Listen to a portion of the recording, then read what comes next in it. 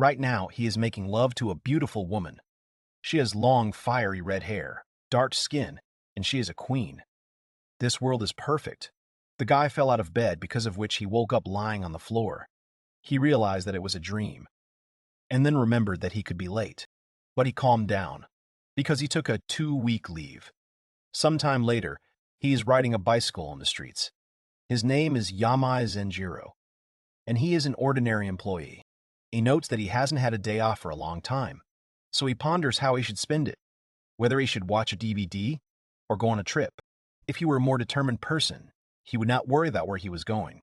But in a moment, he disappears along with the bicycle and finds himself in some room, where a woman greets him. Zenjiro doesn't understand what's going on, but he knows he needs to stay calm and try to make the right decision. He touches his lunch and realizes that this is not a dream, because he is warmer, and the unknown girl comes closer to him, and he remembers that this girl was in his dream. Zenjiro doesn't understand what he's doing here, so it's time for an apology. He bows deeply and regrets his intrusion. Raising his head, he realizes that all the guards have pointed their spears at him. But he doesn't fully understand if they are real. But the girl stops them and orders them to lower their weapons.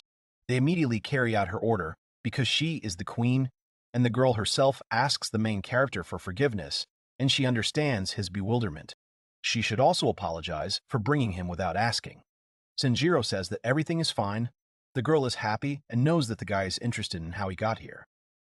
Therefore, she wants to continue their dialogue in another place. She leads him through this huge castle, and the main character looks around, and he can't figure out if everything is really real, and no matter what he thinks about it, this place is far from his apartment and doesn't even look like Japan. Sometime later, having arrived at a remote place and sat on sofas opposite each other, the girl says that first she needs to introduce herself, and her name is Ora Kapura, but she would like him to just call her Ora. The protagonist says that he understands everything, and then introduces himself and explains that his name is Yamai Zenjiro. Yamai is his last name, and Zenjiro is his first name.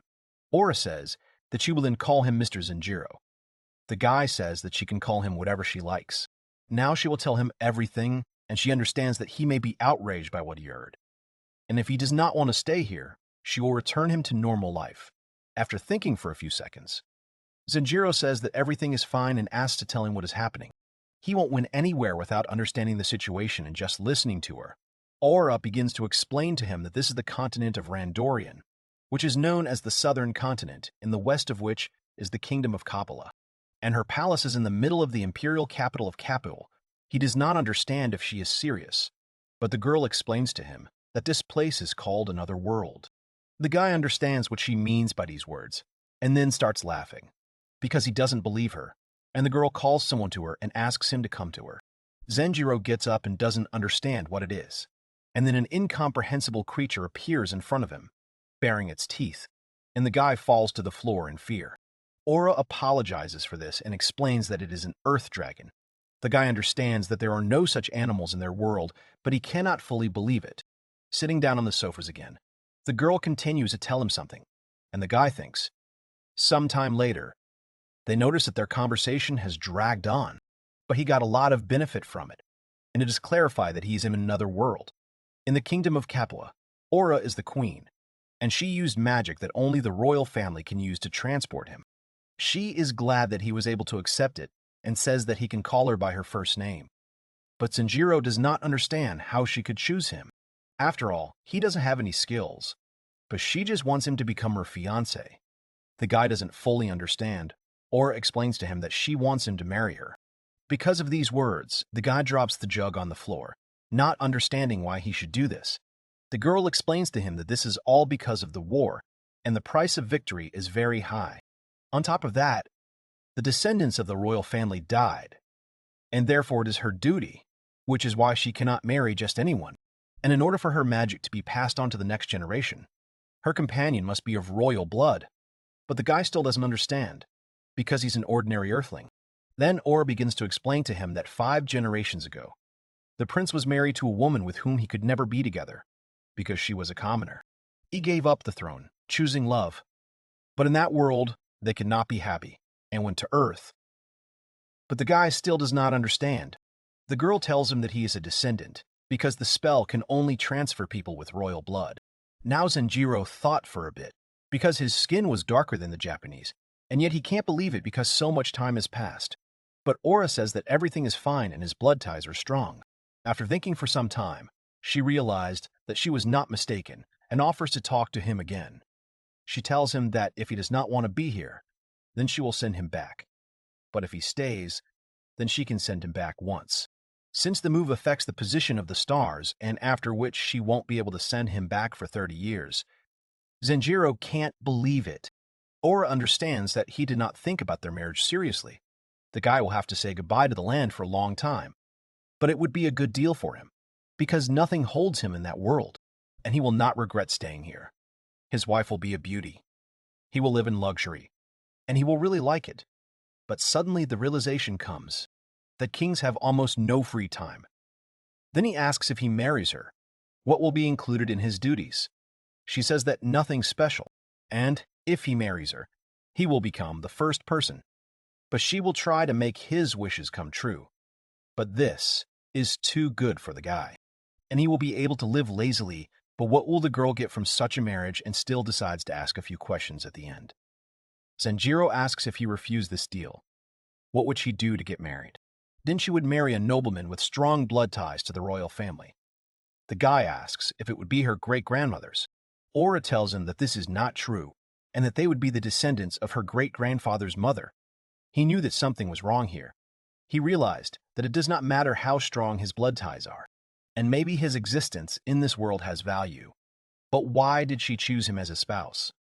And yet, he does not want to jump to conclusions, because she promised to bring him back. Then Zenjiro asks that he really won't have to do anything, and that's what she wants from her ideal husband. The girl says that's true, and she cannot ask for more, because it is she who asks him to give up his home.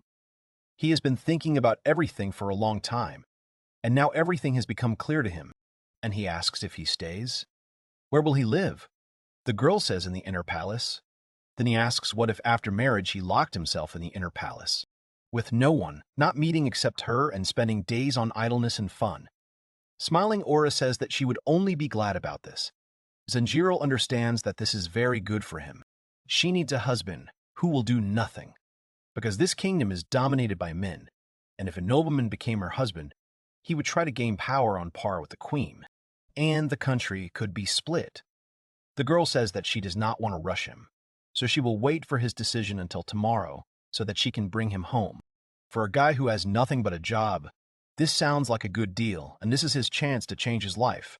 But the price is also high, although different from what he had to endure before. And, as a person, he is proud of what he himself was able to achieve. And deciding on this deal is not so easy. Aura understands that she demands too much from him, and she behaves like a tyrant, so she won't mind his refusal. And she doesn't want to seem like an unhappy woman and project her selfish desires onto him. Zenjiro watched her closely, then walked up to her and took her hands, asking them to get married already. The girl stands in shock, but the guy agrees, because such a deal can be decided at first sight. So he decides to let go of his pride. Queen Fadiodebo's assistant congratulates Her Highness on her engagement, then asks her what her impressions of Zenjiro are. Aura says that he is much more perceptive than she expected. He was able to understand her hidden motives. Then the assistant suggested that she accept the offers of her relatives, even though he says so, but he really proposes to marry her with a hungry wolf and a doll. She asks if they are both nothing more than a man filled with ambition and a puppy who does what the family orders. The assistant notes that the queen is demanding, but reminds him that the protagonist is from another world, so he's concerned about whether they will be able to start a family. But Aura thinks that it will depend on her sincerity and persistence. But the man tells her that it will be a problem for the country if the royal family cannot have a child. To this, the girl only laughed loudly and said that having children would be their least problem. The assistant does not understand what this is based on. The queen explains to him that Zenjiro couldn't take his eyes off her, as if her body itself guaranteed that they would succeed. Meanwhile, Zenjiro was in Japan. His boss asks if he's really quitting. The guy says yes, but his boss explains to him that he has just started to become an important asset to the company, and if he liked the job, he wouldn't have taken it.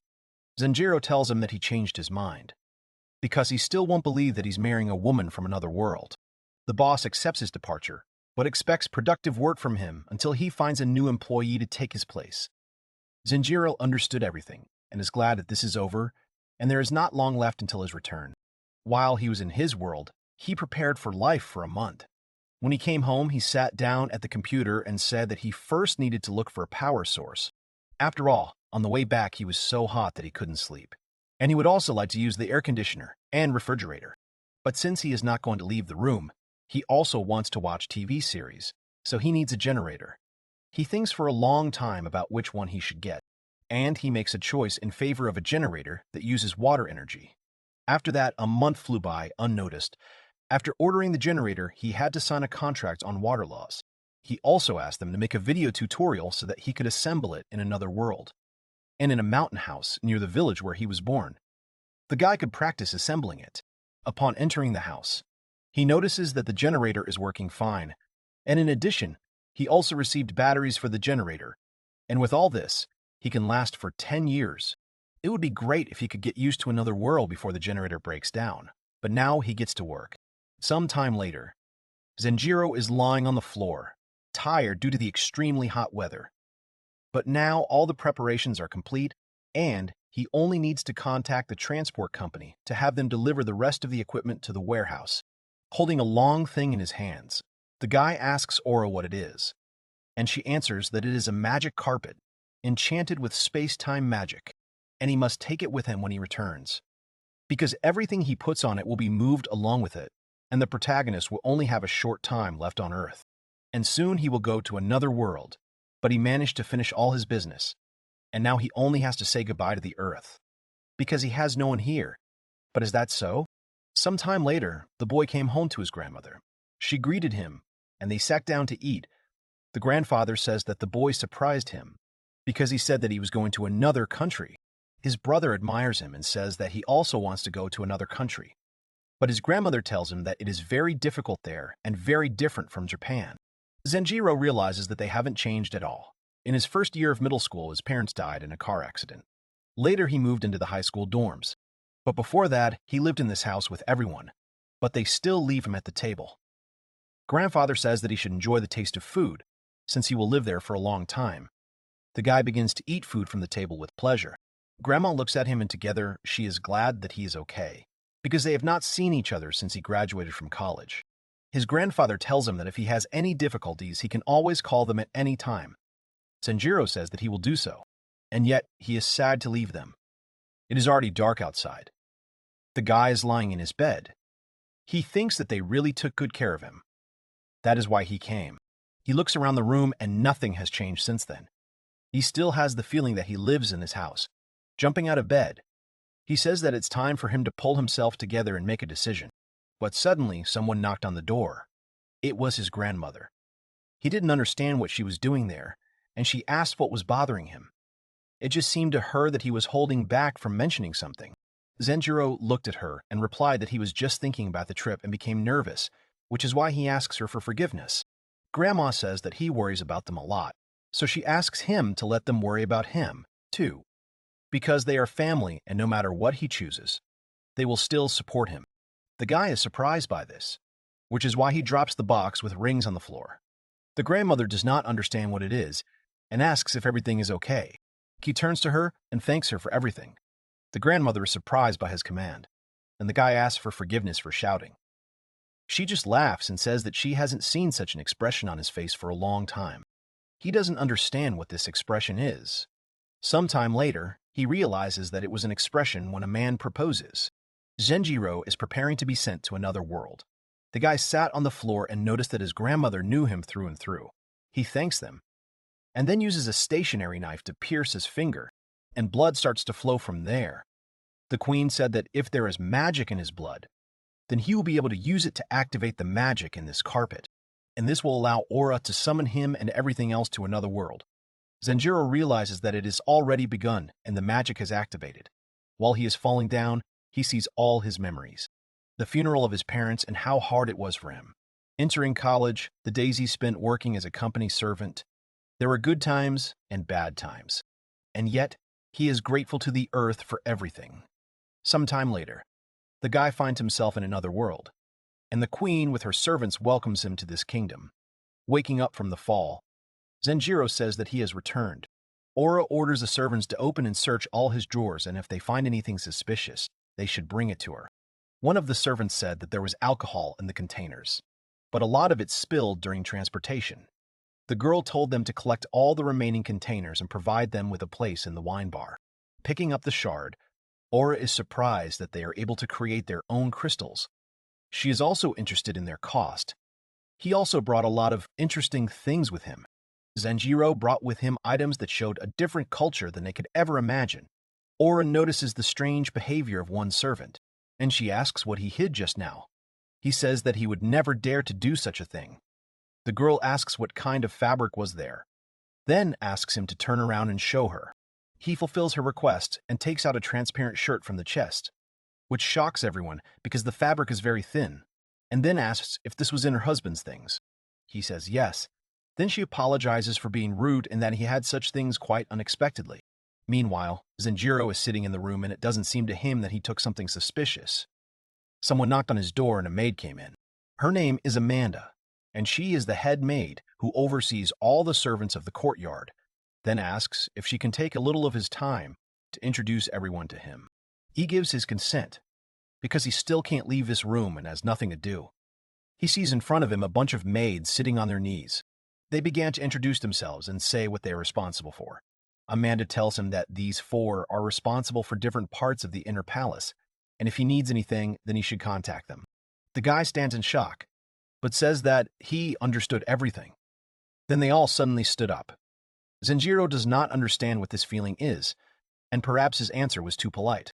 Still, technically, he is the master of the inner palace, and everyone else is his servant, so it would probably be better to consider him superior in rank to everyone present. And apparently there will be problems with this, until he gets used to it, and first he should remember the names and faces of everyone. Amanda asks him for permission to introduce the next 9 servants. They give their names, and the guy stands there in bewilderment.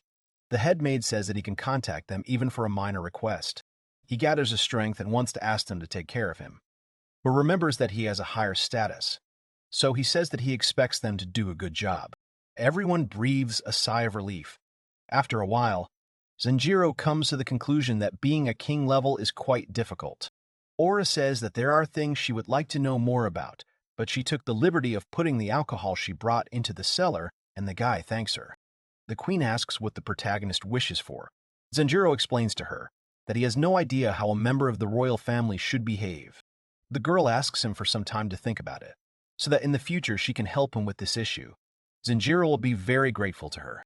They examined all of his belongings and found many interesting things there, which led them to the conclusion that their worlds were very different. Aura mentioned crystals in the conversation. The guy didn't understand if she meant balls, because when he first came to this place, it didn't seem like they had glass in their world. That's why he took him with him, and yet the girl wants him to just relax and rest, because from tomorrow everyone will be very busy. Zenjiro doesn't understand what's going on. She explains to him that there will be preparations for the wedding, as it will take place in 5 days. The guy says that it is very fast. The queen explains to him that this is the first time in history, but it will not take much time. She asks him for forgiveness. After all, the wedding of a direct descendant of royal blood requires a year of preparation. These weddings are not only ceremonial events, but are also very important in diplomacy. In order to maintain the authority of the kingdom, it is necessary to make the ceremony as majestic as possible. Then Zenjiro asks if that's the case. Then hold the wedding as soon as possible. Not because she's a queen. The girl notes that the guy is very smart. There were no contenders in her kingdom when the wedding was held for the queen. Then the protagonist says that this wedding will complicate the structure of state power, if she remained on the throne as the sole ruler, and he had a son with another woman. Then there would be people who would want to make this child the ruler. Zenjiro says he would never do such a thing. But still, she has nothing to worry about because she will not flinch in the face of any major political machinations. But she can only cool their ardor, and still she will try to burden him as little as possible. But there will be cases when she will have to ask for a favor. The guy understands everything. The ceremony will be quite modest, so she asks him for forgiveness. Some time later, someone hits the gong, and the wedding ceremony has begun. The guy is surprised by the huge number of people, and he does not understand why she thought it was modest. Looking at Zenjiro, she suggested that he start. The boy nodded in agreement, and they walked towards the altar. both of them moving evenly so as not to cause hatred among those present.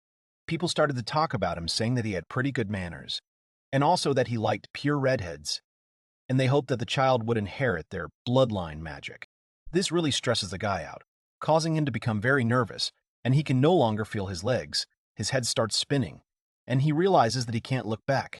And then suddenly he realizes that he is starting to fall. But Aura catches him in time, not allowing him to fall. And the main character realizes that he is saved from shame. He knew that the girl was already used to this, and he needed to do it too, because starting from today, he would be a member of the royal family. And he gives himself a sensitive instruction to go forward, because this is his first fundamental duty. Perhaps he was like a child who has just learned to walk. But for him, this is the beginning of an ideal life in another world. So he is going to go to the end. Approaching the altar, they made an oath to each other and put on the rings. And then it came out to the common people, who greeted them enthusiastically and were glad of their union. It was already deep night outside, and the heroes were finally able to rest. The guy is glad that they were able to get through this. She understands what he has become, but so does she. Zenjiro is embarrassed by her vulgar appearance, so he offers her a drink. The girl agrees. The guy is glad that he was able to hook up the fridge properly and the drinks are cold, but more importantly, it's their wedding night. He had a girlfriend in college, but after breaking up with her, he still has no one. He hands her a glass of wine and does not understand how he should get them in the right mood, because she is a queen. But Aura calls out to him, leaning on the sofa, and says that if he wants, then why doesn't he move closer to her? The queen calls the guy by name and asks why he doesn't sit closer to her on the sofa. The guy is embarrassed by this because they will be sitting very close. But Aura says that everything is fine because they are husband and wife, and since they are alone, they will inevitably become closer, overcoming their moral standards. The guy sat down next to her. And yet, he thinks, isn't he sitting too close? But if he moves away from her now, she might get the wrong idea. It's depressing for the guy. Aura notices this and says that the electrical devices he brought, that is, the fans, are truly amazing. After all, they refresh and cool. The main character says that she is right, and it took him a lot of time to install the generator. And seeing all these things working was worth all the effort he had put in. It made the girl giggle, and putting the glass on the table, she called out to Zenjiro, and leans against his hand, and the guy feels very awkward. He asks if there are such things in the kingdom of speech as fans, because she mentioned something about the canvas earlier. Aura says that indeed, in the dual kingdom of Sharwa and Jilbel lives the royal family of Sharwa, which specializes in enchantment magic, and the royal family of Gilbel, who specializes in healing magic. The magic they use is enchanted, making them the only kingdom in the world capable of creating magic items. At night, they use the light pearls for light and the wind pearls for cooling when it's hot, which Zenjiro now realizes they do with magic. But then Aura suddenly grabs the guy by the face and pulls him closer to her. She says that something has been bothering her all the time. The guy doesn't understand what exactly. The girl tells him that he continues to talk to her as if they were strangers, using formality. And doesn't he think that something needs to be done about this? After all, they have now become husband and wife. But the guy can say the same thing about Aura. The girl explains to him that she always spoke like that, and it is not because she communicates with him in an official manner, and then asks if she can call him by his name. This makes Zenjiro blush, and he agrees to her request. In response, the girl asks him to call her simply by her name. They both do this, and slowly approach each other, and after a moment their lips intertwine. But they do not finish there and continue to enjoy each other. And yet, the girl is the first to stop kissing and hugs the guy and tells him that she will go to the bedchamber, because she needs to prepare for a lot. Therefore, as soon as he counts to 100, he will be able to enter. Zenjiro is very nervous about this, but Aura explains to him that she will not run away from him, and so the guy is left sitting alone in the room as soon as Aura closes the door and goes deeper into the room. She begins to feel shy, and then he says that every night, as husband and wife, they will participate in such a joyful but still embarrassing act. And yet the girl worries whether Zenjiro noticed anything. She hadn't felt like she was going into her first fight for a long time, and yet she didn't understand what to do. Taking off all her clothes, she turned to the lamp, because it was very bright, and sitting down on the bed she exhales, and then the main character knocks on the door and asks if he can come in. And in the meantime, the naked girl lies on the bed and waits for him. And then she asks how much longer he is going to stand there. and there is no need to hold back. And then she asks him to let them spend a passionate night together. And now they are both naked, making love. During all this, the guy calls the girl's name. You can see how they both enjoy each other. From gentle touches, kisses, and active body movements, the girl did not stop screaming throughout the entire time. Some time later, when they finished, the girl could not get up because of fatigue and was breathing loudly, trying to get her breathing in order. The main character wiped the sweat off her and at the same time asked her for forgiveness. The girl asks if this means they're done. Zenjiro asks if she liked it. Aura tells him that she's been through bloodbaths many times, but this was the first time she considered giving up. The guy asks for forgiveness for this, but she tells him not to do it because she is his wife, and she suggests that he go to bed because tomorrow they have a parade in the capital. The guy will need to learn a lot, but the guy forgot something and asks the girl to wait for him a little until he returns. He comes back with a box. The girl doesn't understand what it is. He removes the cloth from the lamp so she can see better, and then explains that it is a tradition in his world. When a man and a woman get married, they put love rings on each other as a sign of fidelity, and then he asks for her left hand. Aura offers him her hand. Zenjiro promises to love and honor her, to be her support and pillar, in sorrow and in joy, in wealth and in poverty, until death do them part. He makes an oath with this ring. The happy girl upsets the ring on her finger, and now he asks her to put the ring on him too. Aura does as he asks, and Zenjiro says that they are done. The girl is simply surprised by such an interesting tradition, and they go to bed. Sometime later, the guy's alarm clock rings. 10 days have passed since that night, and he has already gotten used to life here. In Japan, this time of rising was early for him, but here it is considered late, because the sunrise is especially valuable for them. The girl is ready to go out, and the guy asks what her plans are for today and if she wants to eat together. Aura will only be free for dinner, but if she wants to have lunch with her, she can come to the palace. But he has no desire to go there, because there are many noble people there. He says that he will simply stay here and wait for her. Aura asks him for forgiveness, but promises to return for dinner.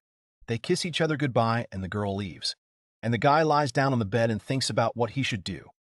He has a lot of DVDs, a bunch of unopened games and songs of his favorite bands, and he decided that today he would rewatch TV programs. Meanwhile, Aura is in the office. Her assistant says that the time has come. She wonders who she will talk to next. The man tells her that it is the commander of the knights, General Pujoro Yijin. The girl is surprised because this is a former candidate for her husband, and yet she allows him to come in. The man, first of all, congratulates her on her marriage. Aura thanks him and says that she will continue to value their relationship as a ruler and a subject. He's flattered by her words, but the girl stops him, saying that she does not have time for friendly conversations, and she wonders why he came here. The general explains to her that he has a sister who is distantly related to the royal family. Therefore, he suggests that Zenjiro take his sister as a concubine to expand the royal line, a proposal that Aura doesn't particularly like. The general offers the main character to take his sister as his concubine in order to expand the royal family. The queen is interested in what the girl herself thinks about this. He doesn't understand the essence of his question, and Aura explains to him that she is aware that he is the head of the Gijin family. But her husband has just arrived in this world and is not used to living in this place. And besides, his hands are already occupied with her. The general asks if this is exactly what Zenjiro said. Aura says that of course. And does he really think that she is lying? The man refutes these thoughts and asks for forgiveness for being rude, and finally he asks to meet the main character. After all, he became his master. Sighing heavily, Aura said that she would convey his words to Zenjiro. The man bowed to her and said that he was deeply grateful to her. The queen and her assistant discuss the outgoing general, that his crude ambitions are impressive. After all, first his own wedding failed. Now he uses his sister. The assistant says that others will appear with similar assumptions, and if she continues to refuse them, it will be problematic, because there are many rumors that Her Majesty is depriving her own husband of freedom in order to maintain power. The girl would like to answer them that her husband, of his own free will, wanted to stay in the inner palace, but they will not believe her. Then the assistant says that Zenjiro will need to leave the castle and show that they are both together. Aura asks Fabio how long the nobles will hold back their discontent while her husband remains in the castle. He guesses at least a month. The queen then decides to hire him a teacher to teach him magic and the customs of this world. and then asks how many candidates they have. He says there are only 6 of them. Most of them are unmarried and are clearly trying to become his concubine. Aura wonders how much they underestimate her. However, they recommended one person to her that they cannot ignore, and that is Count Octavia's wife, and she is known for having no flaws. The girl is surprised that her own husband recommended her, although this is her personal opinion. But she believes that his goal is to force his wife to take him away from under the queen's nose. The girl reasons that Octavia herself has no evil intent, and the problem will be the Count and his sophisticated mind, but she cannot refuse them. Fabio distracts her from her thoughts and asks what she will do in the end, since they cannot refuse. But there is no answer to the question. Sometime later, while naked in the bath, she tells Zenjiro that he will have to make a public debut within a month. Climbing into the bath, the boy does not understand what she is talking about, and Aura starts to provoke him, and the guy understands that the queen's husband must show himself in public. He turns to her and says that he will do everything possible. But the girl asks him for forgiveness, because she promised him a carefree life. Zenjiro says that he is fine and is interested in his teacher. After thinking for a while, the girl says that the teacher can be called trustworthy, and then says that to begin with, she will teach him all the royal manners. The guy is not sure that he can remember something so quickly, and he wonders if there is such a good way to remember everything. And then a brilliant idea comes to his mind, and after a moment, he is already holding a camera in his hands, saying that this is exactly what he was looking for, a digital camera. Aura doesn't understand what kind of box this is.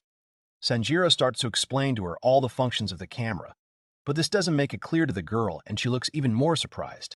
But then, he simply tells her to start, and then he will figure it out himself. The girl begins to teach him, and first of all, she wants to teach him how he should behave with people of lower status. After all, it's rare that they can meet someone above their status, and Aura spends some time enthusiastically telling him about all the intricacies. After finishing filming, the guy asks Aura if she minds if he checks the video. But first he needs to transfer the file to his laptop. Aura appears on the monitor screen. The girl is surprised that she sees herself on the screen and hears everything she said earlier. But Zenjiro notices something, and the girl speaks in a language he does not understand. But it is called the soul of words, the magic of a number of people, which allows them to exchange the meaning of words through different languages. The existence of magic is the main difference between their worlds. Moreover, he completely forgot to learn the written language of this world. Having written something on a piece of paper, the guy takes it and thanks the girl, thinking that he will be able to learn the letters. Twirling the ballpoint pen in his hands, Aura is surprised by its versatility. Zenjiro says that she can take it for herself. Then the guy asks to teach him the numbers of this world. But Aura says that remembering all the numbers will be quite difficult, and he begins to teach him numbers from 1 to 10, and then the boy realizes that there are no numbers in this world, because before Arabic numerals came to Japan, they were doing complex calculations using Chinese numerals, using an abacus and a ruler, and the girl asked if by numerals he meant special symbols for writing numbers. He says yes and asks her to let him teach her a little. Aura is amazed by the numbers, finally realizing what Arabic numerals mean. Zenjiro says that they are much more convenient to use. The girl agrees with him, however. She only does what benefits from his favors. The guy asks her not to worry about it. After all, he was ready to fulfill the duties of a husband from the very beginning, and compared to his office work, everything is pretty good. Aura then asks if he is experiencing any inconvenience, since she knows that he avoids contact with strangers due to his understanding of her situation, and even the servants only speak well of him. She asks him to tell her what he wants, because she wants to pay him back at least a little.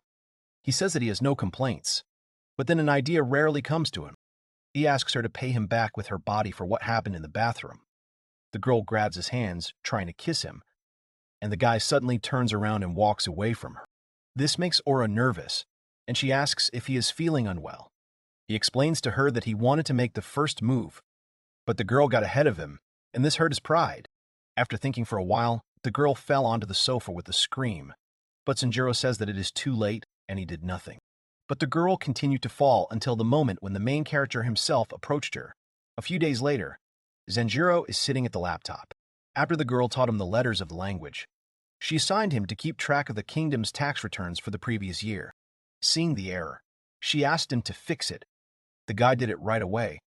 Then she wondered why some columns were blue and some were red. Zenjiro explains to her that the red numbers mean that the person did not pay as much as they should have, and the blue ones mean that people paid more than they should have. And this method makes his job easier. She asks if he minds if she borrows this piece of paper from him for a while. He says yes. She brings this paper to her assistant, and he's interested in what she brought. She explains to him that it is about the taxes of important nobles for the past year, and she gave this work to her husband, which he did very well, and then asks if his wariness of her husband is only growing. He says that he actually thinks his desire to participate in politics is very low. However, he cannot doubt that such a convenient husband would so voluntarily agree to change his principles in order not to reduce the political power of the queen, and he is sure that she should not treat him with fear. The queen accepts his point of view and asks for forgiveness for the inconvenience caused. Fabio says he's had a lot of problems since he became her secretary, but Aura says the discrepancies in some nobles' tax deductions are simply unthinkable, and if you put too much pressure on them, it could lead to an uprising. And all those who were mentioned by her earlier made a huge contribution to the previous war. And seeing that conflict is inevitable in such a situation, Fabio then suggests that she notify them informally about the discovery of discrepancies in the documents they check, and to ask to cooperate of his own free will. This suits the girl, and she leaves this matter to the secretary, after which he leaves. Meanwhile, Zenjiro, he is peacefully waiting for the teacher at the table. He remembers what Aura taught him and understands that it is very difficult to apply all the knowledge in practice. But then there is a knock on the door, and the maid asks permission to enter because she has brought Octavia. The guy tells them to enter, and when the door opens, the girl greets him. She said that she was glad to meet him, and that she was the wife of Count Manuel from the county of the Marquis of the Kingdom of Capua, and her name was Octavia. Octavia enters the room and says that she is the wife of Count Manuel Marquez of the Marquez counties of the Kingdom of Capua, and her name is Octavia, and she is overly flattered by the responsibility given to her. Now Zenjiro understood why she was considered the ideal lady, and apparently modesty was also loved in this country. Her black straight hair that shines in the sun, as well as her fair skin tone. He realizes that now is not the time to look at her, and then asks her to raise her head. The girl fulfills his request. The main character also introduces himself and says that his name is Zenjiro, and he is the husband of Queen Aura, although he does not know how long their acquaintance will last. But he hopes that they will get along with each other. Folding hands, Octavia says that she is flattered by his words. Then he invites the girl to sit down, and she tells him what she will teach him today. The girl is a little surprised, and then she says that she will definitely tell him if he forgives her. After a short conversation, Zenjiro clarifies if she intends to teach him history and magic in small parts at a time, as well as correct his behavior, manners, and common sense. Octavia says that's right, because manners and common sense are things that are hard to learn without practice. Then the protagonist asks why she's having lunch with him. The girl says that he was right on target, and that these qualities are most important at the dinner table. So she thought that was the best place to study them. Now everything becomes clear to Zenjiro, and there is sense in her words, however. Eating under the supervision of an etiquette teacher will be quite difficult. He says that he understands everything, and since she thinks it is necessary, he has no objections and he is interested to know how effective it will be. Octavia thanks him. Then she suggests that he start right from the moment she entered the room. Didn't he stand up to greet her? The guy is a little uneasy about this, and Octavia continues and says that she is honored that he greeted her properly, but with respect for his position. If he deigned to greet someone of lower class in this manner, they would most likely not think much of him. And what's more, he offered her a seat while he was standing, which is also excessive kindness to someone of her class. And for the royal family, it is better to accept the wolf people modestly. The guy understands that he made many mistakes. So he assured the girl that he would improve, and then he realized that his old office worker habits had awakened, and it looked like changing his habits would take some time. Then Octavia asks to let her talk about magic. The main character asks her to start, but the girl asks him to stop addressing her so politely. The guy immediately corrects himself, and the girl begins her explanation that magic is mainly divided into two types. The first is the magic of the four elements, which can be used by almost anyone, and pedigree magic can be used by people with a special pedigree. The guy asks her a clarifying question, to which the girl answers positively. And in order to use magic, 3 conditions must always be met: correct pronunciation, correct presentation, and the correct amount of mana. Also, there is a language of its own for magic, and he cannot use magic unless he uses the magic language and then asks him to watch over her. She puts her finger to her mouth and begins to read the spell, and lightning swirls around her, and a drop of water appears above her finger. The guy was in great shock, and a drop fell into the girl's mug, and then she asked for forgiveness for her carelessness. And the magic language is complicated by the fact that the slightest change in volume, an accent or intonation can change its meaning, and the one who hears it for the first time feels discomfort. She says that with his permission, she will continue further. And, as he noticed earlier, she was able to use magic, which allowed her to create a free ball. And now, she will do the opposite, and now she will intentionally make 3 mistakes. She says a word and then laughs, and because of that, her spell doesn't activate, and now she's using the correct pronunciation, but the wrong idea. She casts some kind of spell. Zenjiro says that he has already heard a similar spell. Octavia explains to him that, as he noticed, she cast the correct spell. But she thought about activating another one, and as a result, nothing happened, and finally, she will try to use the right intonation and image. But this time, she will deliberately make 20 mana offerings. She starts casting a spell and smoke appears around her finger. The guy is amazed. But after a second, the smoke disappears, and he was sure that he would create a bigger ball. Then he asks if sacrificing too much mana is also bad. The girl tells him that he understood everything correctly, and if you sacrifice too much or too little mana, the magic will not activate at all. The guy nodded affirmatively, making it clear that he understood her, and, after listening to her conversation about magic, he himself was eager to learn magic. But he was worried about one question. Didn't that mean that it would be difficult for a person like him with a lot of mana to use basic magic? Octavia confirmed his suspicions, and it doesn't compare to the Queen's magic. So he asks how much she thinks he will need to use magic. The girl says that it will be necessary to spend a lot of time to evaluate how much mana he has, as well as how it should be used, therefore. She thinks it will take 2 years to understand the amount of his mana, and another year to freely learn how to manipulate mana. This worries the guy a little. But Octavia begins to calm him down, after which Zenjiro says that they have nowhere to rush, and asks him to teach everything well. The girl asks to provide it to her, and now the protagonist has no reason to rush to study magic, and he decided that it would be better to just learn more than just royal etiquette. Sometime later, Aura asks how his lesson went. He says that he was more tired than he thought, and Octavia made a lot of comments to him.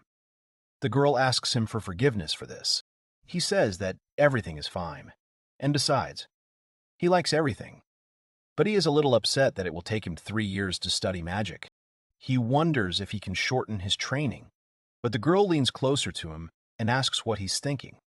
If Octavia is attractive, Zenjiro says that she is beautiful and pleasant as a person. Then Aura asks if he finds her desirable. The guy immediately denies it and starts making excuses. This only makes Aura laugh. Then she asks what he is trying to say and why doesn't he just say it straight out and keep it quiet. The protagonist can no longer contain himself, so he raises his voice and declares that if it had been Octavia who had summoned him in the first place, he would not be with Aura. The guy's whole face turns red. He watches Aura's reaction, and she just smiles and now understands the whole situation, and then says that she also couldn't think that she could be happier, calling anyone other than him, after which she pulls him to her and their lips merge together. Sometime later, late at night, the protagonist and Aura are sleeping in bed, but the girl suddenly wakes up, and then, looking at her husband's sleeping face, quietly, on tiptoe, leaves the room, leaving him alone. And so, she sat down on the sofa, and the servants approached her and apologized for the intrusion. Aura said that she wanted to hear her report. The maid said that from what she noticed, Octavia did not take any suspicious actions. The Queen reasons, and she comes to the conclusion that, as she assumed, Octavia is in the castle for reconnaissance, and then says, turning to the maid, that from now on, let her report only in the event of suspicious actions on the part of the girl. Then, she asks how her husband spends his time. She says that the guy doesn't like it when they enter the room at all, so they appear there only when necessary. Aura says that her husband is not very good at asserting himself, so she asks the servants to determine what he wants and make sure his demands are met. And then he says that she can be free. The maid bows to her and leaves. After sitting in silence for a while, she realized that Zenjiro does not see Octavia as a potential concubine. She cannot understand what this excitement is growing inside her and how it is so different from success in political affairs or victory toast. The girl smiles at the realization of this. The next morning, Octavia enters the room and is congratulated on her arrival home. The girl asks if he is in his place. The butler answers her that he is, and that the owner is waiting for her on the second floor. Having climbed the stairs to the second floor and stepped into the room, the girl greets her husband, saying that they haven't seen each other for a long time. The man congratulates her on her return. Octavia's husband praises her, saying that she did a good job, and also asks her for forgiveness for having to dump everything on her so suddenly. The girl, smiling, says that there is no need to say words of gratitude to her, because she was so flattered by the opportunity to teach someone as respected as the main character. Sitting down on a chair, her husband says that everything is true, because his wife has always been like this, and then asks what the outcome is with the Zenjiro and what she found out after their conversation. The man said that he understood everything, and it seems to him that the main character is from a rather conservative and unambitious type of people. Octavia adds that Zenjiro is indeed a very kind person, and she believes that he is a worthy man, with a great thirst for knowledge. Then, her husband asks her, if, for example, she were to wipe the concubine for the main character, then whom would she choose? This question takes the girl by surprise, and she thinks for a while, and then says that she thinks it would be in his best interest to stop whatever he was planning. He wonders what made her come to this conclusion. The girl explains to him that she saw the guy with Aura only a few times, but she believes that they have a rather close relationship, and even if the concubine came, she would be out of place. The man notices and says that they are apparently close, because he can't believe that a man could love this Queen Aura so much. Unlike Octavia, who's practically born a goddess and the perfect woman for any man, a woman like Queen Aura can hardly be called attractive. And he asks to once again verify that the girl claims that Zenjiro sincerely loves Her Highness Queen Aura with all his heart. Octavia says that this is exactly how it is, and there is no doubt about it, because the main character has no ambitions or thirst for power. So she believes that this is the only reason why he was able to leave his world. There was his love for Her Highness, in which case it would be in their best interests to support both of them. Crossing her arms, Octavia says that she also believes that this is the best choice, and her husband doesn't think that among his numerous pawns there will be any one of Her Majesty Aura's type, so sending concubines will also be pointless, especially not when the Marquez family can already boast of decent authority, and if so, then there is no need to risk sending concubines. Until the right opportunity arises, he will simply stand aside and hope that their relationship will only get better, and then say that he does not understand what kind of strange taste Zenjiro has in women. Meanwhile, Aura stands in front of the army and thinks to herself that even their hairless beasts are so quiet, and she notes that this regiment is quite good, and then, hitting her hand with a pointer, says that they can begin. The general heard her, so with all the strength he had, he shouted that the army could begin training, and in response he received a violent reaction. The warriors began their training with loud cries, and the general and the queen watched from the side. Then the girl allowed the man for working hard, training these men to such an extent. General Puyoru thanks the girl for her kind words and then says that currently about 80% of the men in front of her have exceeded the requirements to become a soldier, and he is confident that they will be able to reach the required number by the end of this year or early next year. After the arrows hit the target, the queen notes that they are very fast and, moreover, strong in spirit. As sad as it is for the general to say this, but the dragon-riding archer knights are the very backbone of their country's army, and they were the ones who suffered the heaviest losses in the previous war, and it will take a lot of money and time to replenish the ranks. And the fact that they were able to replenish 80% of the losses in just 5 years is an impressive achievement. Then he stops and asks Her Highness to direct her gratitude towards the breeders in the dragon stables, because they deserve their respect the most. The girl looks at him and then says that he is right, because the lifespan of hunting dragons is only about 50 years, and most of them were killed in the war, and she's sure it took a lot of effort to get them on a diet and back on their feet. Maybe it's a small reward, but their budget will increase next year. The general is very grateful to her, and as soon as he confirms the amount of funds, he will immediately make a list of the army's needs. Turning around, the girl tells him that she hopes for him. Thanks to Zenjiro, she was able to get a fairly large sum of money from nobles who evaded taxes. The man tells her that fortunately, a large number of senior military officials would be attending a banquet in the capital in 2 days, so he doubted that writing a report would take much time. The girl understands that Zenjiro has no shadow of ambition, while Pujuru is the very embodiment of it, and she can imagine that they will be together like fire and water. But he doesn't know what will happen in the end. The general also adds that his younger sister is also looking forward to Zenjiro, and he would be grateful if the protagonist could spend time with her. The girl said she would definitely pass on his words to her husband. Sometime later, in a country where there is no electricity, a huge amount of money is spent on holding a night banquet. Moreover, the high tables prepared for the banquet were each made of solid wood and were covered with the most exquisite delicacies. It was a royal palace night banquet. The girl asks Zenjiro to let her introduce him to Baron Pantoja, and in the previous war he served as the commander of the knights and is now a feudal lord. The man says it's a great honor to meet him. The guy thanks him for it. And then he realizes it's more exhausting than he imagined. Now he understood what the job of the royal family was. And now he wondered how many more names he had to remember. He would be glad if they just handed him a business card with their names on it. And then he just started giving everyone nicknames so he could remember them easier. And then Aura calls out to him and gives him water, saying that she's really tired him out. But during this banquet, all that is required of him is the ability to dance, and there is no need to pay too much attention to manners. So this is the perfect place to debut. Then Zenjiro says that he will take a little breather and gradually get used to everything. Aura says that this is a good idea, and then Octavia comes up to them with her husband. Zenjiro thinks that her husband looks like her father and a beautiful second wife. Every man's dream. Aura squeezes the guy's hand as hard as possible, and this is a signal to him that the person standing in front of him is very important and his name and face must be remembered. Octavia and her husband greet them. Zenjiro says that his wife took good care of him. Aura also asks the Count not to be modest. The man thanks them for such kind words, and as they had planned, Aura took over the talking, and he had to not leave a bad impression, and perhaps being in the delicate position of the Queen's husband. It is better not to make any impression by going out onto the balcony and drinking his drink and remembering that their goal at the banquet was to show everyone their good relationship. Everything is going according to plan, and he is interested in how the rest of the night will go. In this country, it is considered rude for a lower class to address a higher class. And unless they have ambitions, they will not approach him, and apparently he himself will have to start the conversation first. But then suddenly someone asks to give him a little time. He wonders who this man is. Turning around, he sees his military uniform and realizes it is Lord Pujo. The man says he has a gift for Zenjiro, so he turns to him. The guy realized that this was the man he should be wary of. And then he said that he had no need to kneel in such a place.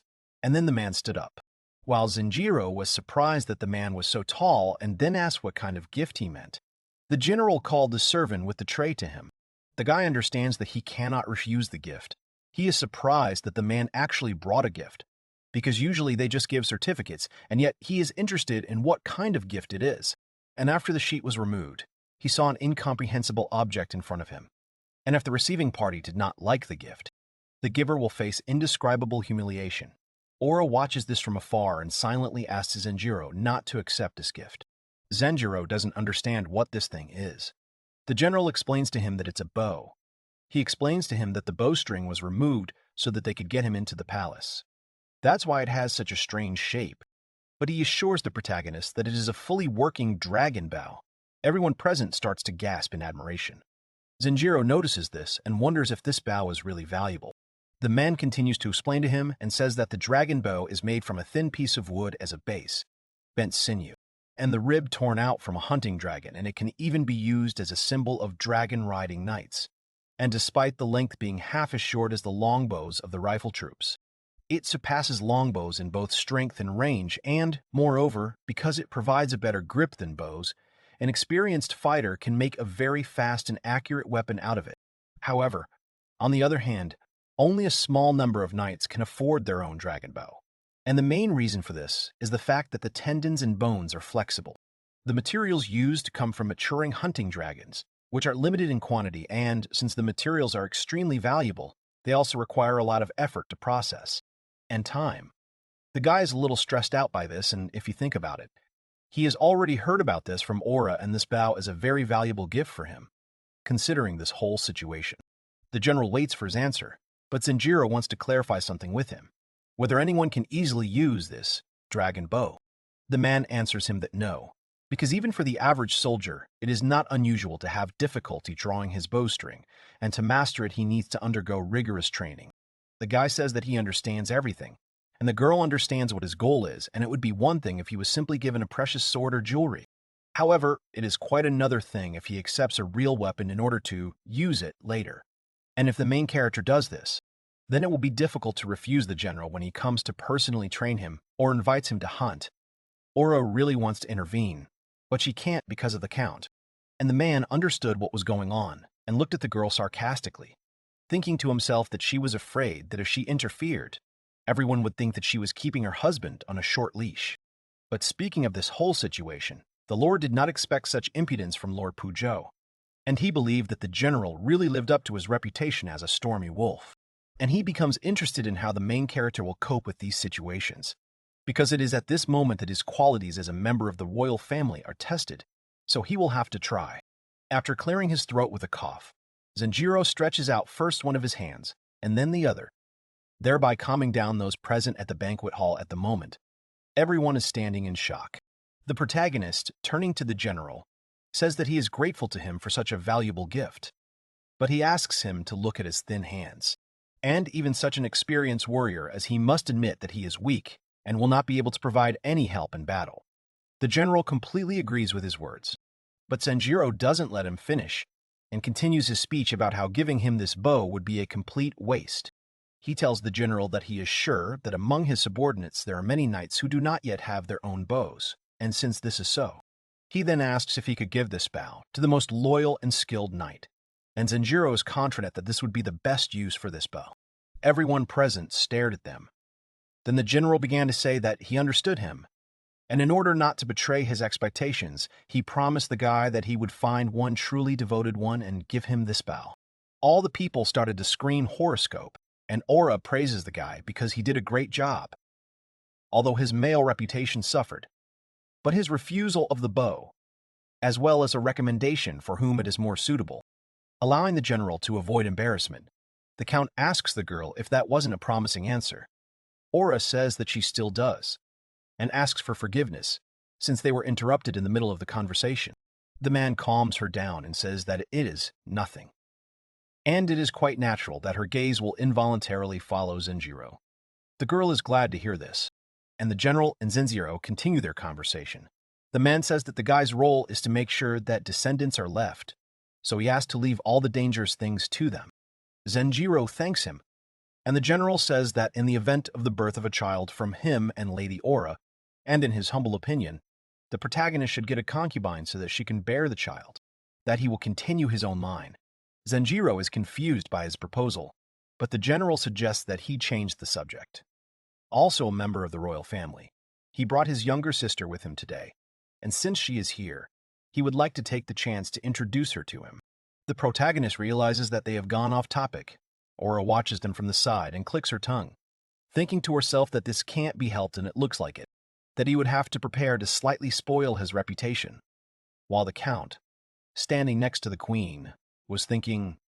She began to distance herself from him, and he noticed it. And then he caught her attention with his cough, which made her turn around, and then he said that he remembered that he had not yet greeted General Pujo, and he said that he understood that their conversation was not over, but asked Her Majesty if he could leave for a moment to greet him. The girl understands what the Count has in mind, and in that case, she should say that in that case, she should also join him. And she thinks she can do it because Ara can't just interfere in her husband's conversation without starting bad rumors, and she wonders if the Count doesn't want the Queen to remain in his debt. But apparently she doesn't have a choice, so she asks if he would mind if she joined him.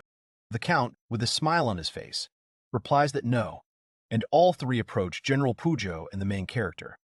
And the man did not waste time, and already brought his younger sister, and also asked permission to introduce her, and her name is Fatima. The girl bows and also once again states her first and last name. And then he says that it is a great honor for her to be granted an audience by Zenjiro himself. The protagonist looks at her and realizes that she is very beautiful. She's also tall and almost a head taller than him, and he helps, which is nothing less than what you'd expect from General Pujo's younger sister. But then Aura intervenes and says that she finally saw his sister, and then notes that she and her brother really do look alike. And Fatima, laughing shyly, says that she is often told this. She wants to address the guy, but the Count gets ahead of her, and he says that since we are talking about the young lady from the House of Gijin, Lady Fatima is famous throughout the country for her intelligence and beauty. And then he tells her that she has become even more beautiful since their last meeting. This makes the girl nervous, and she doesn't understand what he's getting at. But to show his gratitude, General Pujo bursts into their dialogue and tells his younger sister that the Count is not the kind of man who would be flattered by her beauty. After all, he already has a wife whose beauty surpasses hers. Fatima wants to object to her brother, but he gives her a fierce look, which makes the girl fall silent. And then, turning around, he says that, indeed, standing next to Octavia, she cannot help but lose confidence in herself. The Count's wife laughed quietly, and then she said that she is the eldest of them, so Fatima is much nicer to her. The girl begins to get irritated by this, and she says that Octavia is too modest. With a heavy sigh, the man says that his sister still has a lot to learn, and yet he says that his sister has many good qualities. She also has experience in taking care of others, so she can perform the duties of a lady-in-waiting. Aura says that she will definitely take her as a maid, and then they exchange glances with each other. The guy would really like them to calm down. Then the general asks what type of women Zenjiro likes, and he is interested in who else besides the queen could interest him. He says he never thought about it. The Count just laughs at how close they are. He asks to stop teasing him, and then the Count says that the kingdom is in good hands, and they exchange glances with the general, after which he says that it is time to finish. He is glad that the queen has found herself a good husband. She agrees with his words, and in the end, everything ends peacefully. Sometime later, after the banquet, Lita is on the couch. The guy is glad that it's all over, and the girl asks him for forgiveness for it, and is glad that he was able to show himself. And then he gives him a cold towel and then asks how he liked the event itself, what he remembers most about his brother and sister Gijin. She asks what he thinks of him. He says that he is the type of person who has either an enemy or a friend for everyone. Aura says that he separates the friends he comes in contact with. She is pleased with his insight, and yet he is prejudiced against him, because he was a candidate for Aura's husband. She says that everything is fine, but the girl suddenly takes off her clothes and asks what he thinks about Fatima. The guy gets embarrassed and says that the light is too bright. The girl leans on him with her whole body and asks what's the matter. If he can't see well, then why is he confused? Zenjiro says that he sees everything clearly and distinctly. This pleases Aura. Several months have passed since Zenjiro's debut in high society. There are no abrupt changes of seasons like in Japan. Aura and her husband are playing a game. The girl is clearly losing. The guy doesn't understand how she can do this. Zenjiro evaluates her capabilities and believes that victory is already in his pocket. But the girl does not give up and continues to play. This confuses the guy, and in the end she wins. Zenjiro is surprised by this, and Aura explains to him that a person ruling a kingdom must be able to see many steps ahead. The main character is sad because he was defeated. The girl does not understand what is happening to him, because he usually likes to compete. Zenjiro says that he seems to be feeling unwell, so he plans to get some water. Aura asks him to get her some water too, if it's not too much trouble. The guy says that it's good, and as soon as he gets up, he stumbles and falls to the floor. This seriously frightens the girl. She immediately runs up to him. Sometime later, the queen's assistant enters the room and apologizes for the intrusion, then asks if she is okay. Aura says she is fine, but she is worried about her husband's condition, and she sent Dr. Michelle to examine him, and he has quite a high temperature and cannot get out of bed. The girl asks what he thinks about this and what kind of disease it is. He asks if the girl said something about an enchanted healing stone earlier. He says that although it is valuable, by using it they can be sure that the disease is cured, and it is true that they will not be able to decide anything until Dr. Michel finishes his examination. However, if it turns out that Zenjiro is afflicted with some fatal disease, they will obviously need to use the stone, and their kingdom can't afford to lose Zenjiro. The girl still can't understand what kind of illness has befallen him. The assistant says that since they sleep together, then he could have become infected with a disease that she had long ago recovered from, and then the girl realized what it could be. Sometime later, Aura sits next to Zenjiro, The guy asks what the blessing of the forest is. The girl explains to him that it is an infection that has been going on since ancient times. And it is not so scary. Even if symptoms appear, it is impossible to die and, moreover, having fallen ill with it once, he will not catch it again. Now becomes clear to him what the name is. She tells him that after resting for 3 days or maximum 7, he should be able to recover on his own, so there is nothing to worry about. Zenjiro doesn't understand if she's serious now, and if he returned to Earth with this bacteria and his antibodies to it, he would receive a Nobel Prize.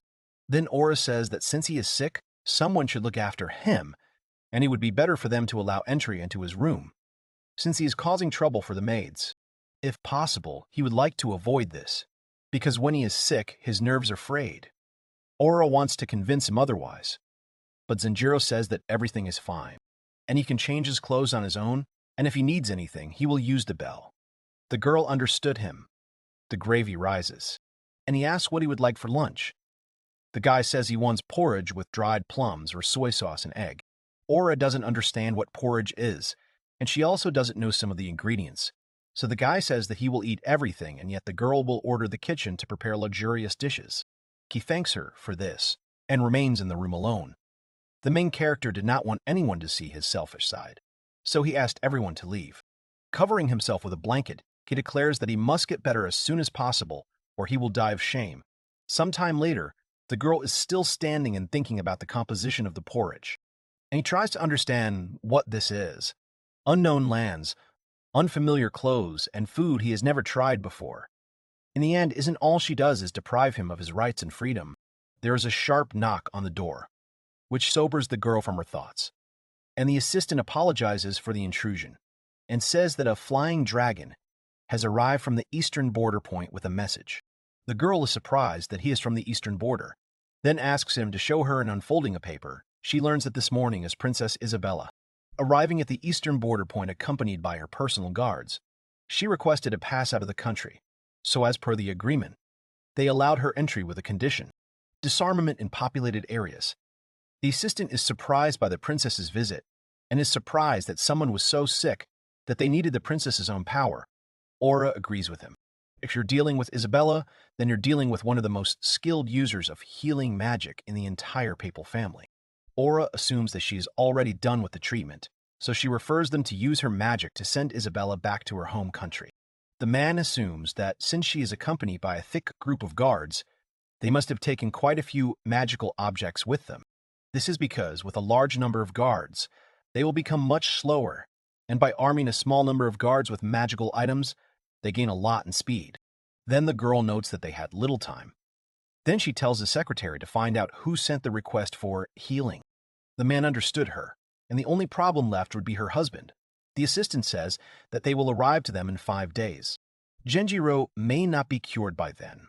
Aura says that it will be a problem, and she doesn't want foreigners visiting his room. Therefore, he asks to prepare other chambers for him. And it doesn't matter from which side. If the princess wants to visit him, then they cannot refuse her. And in that case, it will be very great if there are no problems. Sometime later, the princess has already arrived in the kingdom of Capua, and she greets Aura, saying that they haven't seen each other for a long time, and the first thing she would like to do is congratulate her on her marriage. The queen says that it's all thanks to Isabella, and she was also flattered by her gift. The girl was pleased that she liked it, but she could not attend the wedding due to important matters. Aura wonders if she could find out what the urgent matter was. The princess says no, since it concerns her reputation as a healer. Then she asks in return to reveal to her the magic of her youthful appearance. Isabella says that she was born like this. Aura suggests that the support should end with empty chatter. Now the queen invites her to look at a couple of objects, and a secretary enters the room with a tray, and on it are 2 rings and 2 bags. Aura explains to her that it is a tradition in her Muta world to exchange rings after a marriage is over, and she plans to turn them into magical items. She says that the princess can take them in her hand and give her opinion. Isabella wonders if this stone is a crystal, but Aura tells her that it is a diamond. The princess can't believe it, and how she thought that Isabella had never met the stone's things. And perhaps it was a good decision not to wear them to the feast. After all, this way they would attract many keen eyes. The princess understands that she got carried away and asks for forgiveness for this, but Aura calms her down. And then she asks you if these rings are not wonderful. Isabella fully supports her, and then asks what kind of magic the queen would like to fill them with. She says that since it is a rather small decoration, the most common ones would be memory, fire resistance, and water stream. She is interested in her opinion. Aura thinks about it, then says that she would be sensible and not ask for healing. But wouldn't it be too much to ask for? Stamina restoration. The princess says that it is possible. If she wants it to turn to dust after 5 uses, then Ark will discuss it with her later. Isabella digresses, wondering what is in the bags, and says that it is another of her husband's properties. And she wants Isabella to look at them. The girl opens her mouth in surprise, and then asks for forgiveness for her manners. And she is also interested in what it is. Aura tells her that it is glass, and is more fragile than crystals. But it is not so fragile that it will break if it falls on the carpet, and tells her that she can take a closer look at it. And then she says that she would like to sell it to her, and asks for what price she would buy it. Isabella asks if she intends to sell her the jewel. Aura says yes, and waits for her answer. Isabella says that she could hypothetically buy this pearl for 30 gold coins. This shocks the queen. Isabella Jilbil is the princess of the Jilbil papal family of the dual kingdoms of Sharoa and Jilbil.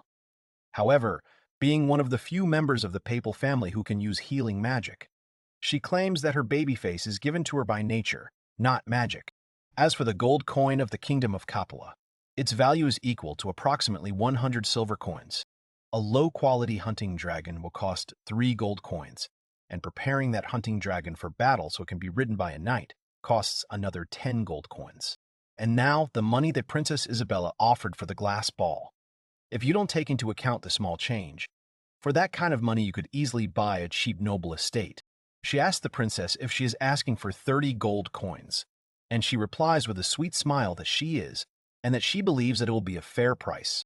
She begins to think, yes, it is not so unheard of for an ornament to cost so much. However, no matter how you look at it, she would never have thought that this glass ball could cost so much. She asks her again if she is serious. Isabella is surprised by such a question and begins to think. At one point, she raises her head with a grin and asks, holding up 5 fingers, how about 50 gold pieces? She doubts anyone would be willing to offer more. She wonders again if she took her answer as meaning it was too cheap, or if perhaps the price increase was intended for other purposes. She starts to think that something is wrong here, she asks. Then what about this? She takes something out of the bag. She places the ornament on the table and says that she finds them quite interesting too. They seem to be called beads. The princess looks at them and says that these are also quite amazing things. She examines them and says that there is a small hole right in the center. She thinks that they could be put to quite interesting uses. Aura asks if they are not beautiful. If she just threads a string through the holes, she can make a necklace. She asks her opinion on what a decent price would be for them. She takes the beads in her hands and says that they will look. She analyzes, considering their size. She would say that 10 silver coins per bead would be quite accurate. Aura begins to think. She determined the value of the glass ball to be 500 times more than the bead. Since she's so honest in her assessment, it means that she has no ulterior motives in this regard. Aura says that she understands. It was very informative. In gratitude for her help, she asked to be allowed to offer 1 ball as compensation for the inconvenience. She dumps all the beads out of the bag and tells her to choose whichever one she wants, and she looks at him with admiration and clutches her face in surprise. Isabella is in no hurry. Aroa says there is no need to hold back. She doesn't mind if she looks at each one before deciding. She laughs and says that it is really difficult to choose one. She looks at them carefully with a grin, and Aura looks determinedly. She says that then she will take advantage of her generosity and choose one, which she picks up and shows. As for the rest of the jewels, Aura asks for no more words depending on her husband's wishes. If he wants to part with a couple more, she will be the first to know about it. Isabella bows and says that she's very grateful for this. Here she remembers and says, where are her manners? She completely lost track of time while talking. She asks if she can examine her sick husband as payment for the pearls. Aura replies that, of course, they are asking for mercy. She doubts that there is anyone on the entire continent who would refuse a visit from a member of the papal family. She says that she will take her to the inner palace when they are done with the preparations. Until then, she asks not to be shy and rest in the next room. Then she asks to let her go. Here Zenjiro slowly opens his eyes and hears a female voice, which says that his fever has almost subsided.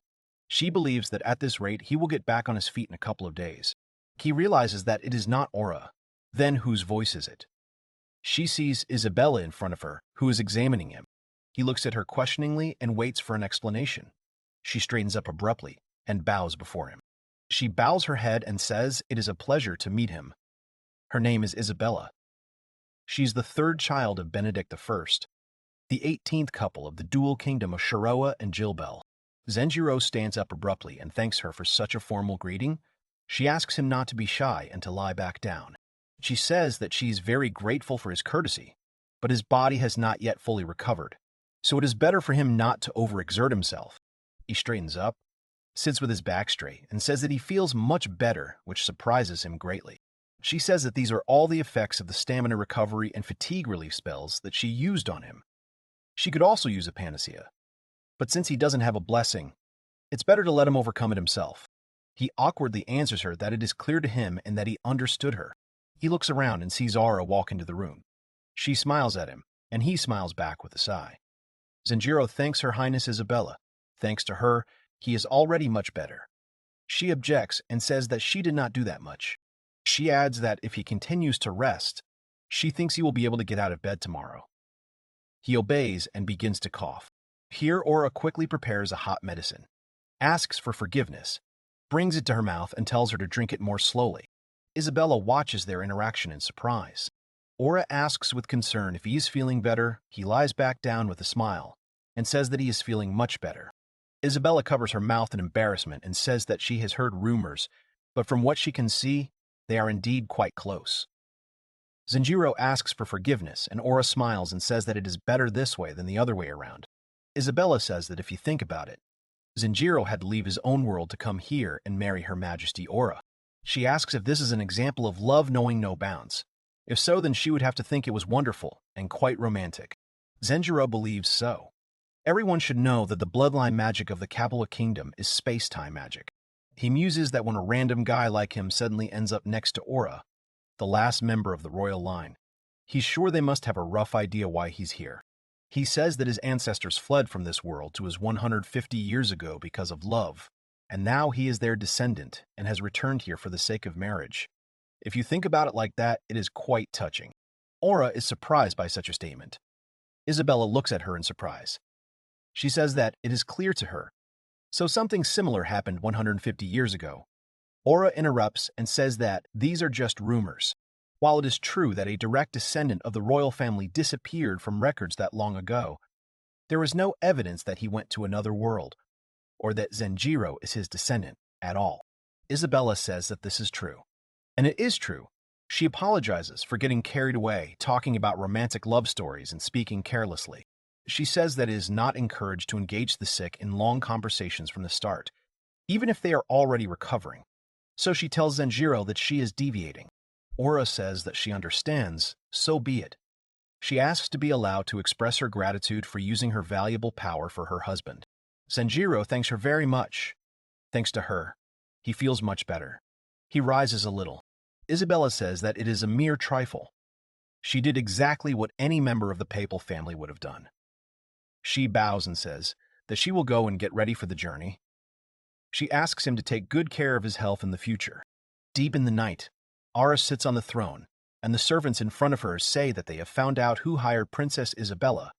It was the former king of Cobrega, Luis II. Aura says that it's strange if it was the former king. It would be one thing if it was the current king who sent for her. But she doesn't think the former king or even the country as a whole could afford to hire someone like Princess Isabella. The man with the mustache says that this is indeed the case. However, men are forbidden to enter the inner palace.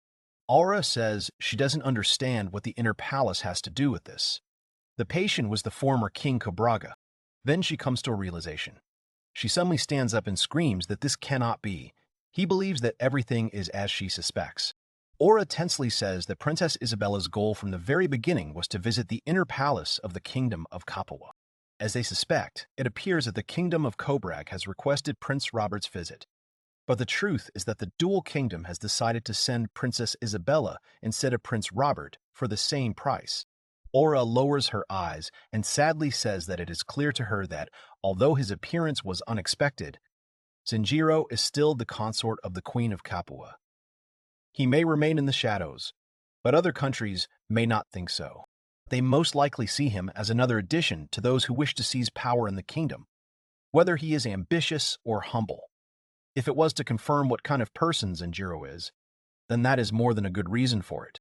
She goes and says that they have completely deceived her. She decides that for now they will consider the case closed. Aura continues talking about the old man. She asks, hasn't he already heard about it? He answers that, in fact, she's talking about these stones. Aura shows the stone and replies that it is true. She's talking about glass balls. Fabio says 50 gold coins. He thinks that price for them would be a bit extravagant. Aura turns to Fabio and asks him to be more honest in his words. She asks if he really thinks that the word slightly is appropriate here. Fabio asks him to forgive him and allows him to rephrase, such a price far exceeded their expectations. Moreover, the behavior of Her Highness Princess Isabella was stupefying. Everyone talks about her as a good person. She was also one of the survivors of the palace. If she felt that someone wanted something, then she would definitely take advantage of it. They could at least expect her to have such skills. Aura says that Princess Isabella is not one to enjoy fancy things and is not known for spending big, so her estimate of 50 gold might be accurate. Fabio says that perhaps she also expects possible competition. If someone else finds out about the precious stones, they can offer a higher price than Her Highness Isabella, in which case her behavior is quite understandable to him. Adro wonders if Isabella's gaze was immediately drawn to the clear, colorless ball that time. If it wasn't just a coincidence or an attempt to distract her, perhaps it had something to do with its color or transparency. However, in that case, the crystal should be a good replacement for it. This is not good. Aura feels that she has too little information. The old man says that she certainly shouldn't take it at face value. But how much does he know about that Storm Ridge staff of the Gupta Kingdom? Aura doesn't understand and asks about this. Does he mean the magic item that held back an army of 50,000 men for half a year at the very beginning of the last war? The one that was mentioned in the story of the miracle of the Barang Pass? He nods. The Guptas were caught in a vice between two neighboring countries and were already on the verge of complete destruction. One of the borders of the kingdom was successfully protected by the staff of the Storm Ridge, and they managed to repel the enemies on the other border with their own forces.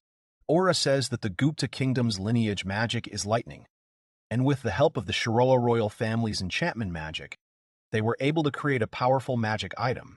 Asking how this is all connected, they answer that the problem is in the time to make such a staff. In the midst of fierce battles, people from Gupta were sent to the Dual Kingdom to make a staff. But there was too little time to make a staff. Fabio says that they are right if you take into account the time it took to travel there and back. They could only stay in the Dual Kingdom for 10 days. So how could they create such a powerful magic item in such a short time? Aura says they couldn't. Simple magical items take less than a month to create. Even the barrier carpet she lent to her husband took 2 years to make. In that case, it is unknown how many years it took to create this Stormridge staff. Officially, they began secretly working on the creation of the staff long before the invasion of other countries. Rumors say that this is not true at all. Rumors say that the royal family took advantage of the technology that allowed the staff to be created on time. Aura says with a smile. So, this is a secret technique. No matter how much time passes, there will always be rumors about the secret techniques of bloodline magic. There is even a rumor that her space-time magic can turn back time and resurrect the dead. It's all such nonsense in her opinion. However, there is one part of the rumors that he cannot laugh at. After all, as long as the target of the spell is an object that does not contain magic, such as a mollusk or a cockroach, then he can actually turn back time and revive them. One such rumor states that the Sharawile royal family can greatly reduce the enchantment time by using their life force, as evidenced by the fact that immediately after completing the staff, one of the royal family members fell ill. Aura looks at the ball and says that it is unbelievable. Even though the Gupta Kingdom is important to the Dual Kingdom, she cannot imagine that they would sacrifice a member of the royal family to protect it, especially knowing the temperament of that same family. The old man says it was just a coincidence, but the problem lies in the rumor that enchantment magic takes much less time and effort when the prepared object meets certain requirements. Aura sighs and asks what exactly the Stormridge staff look like then.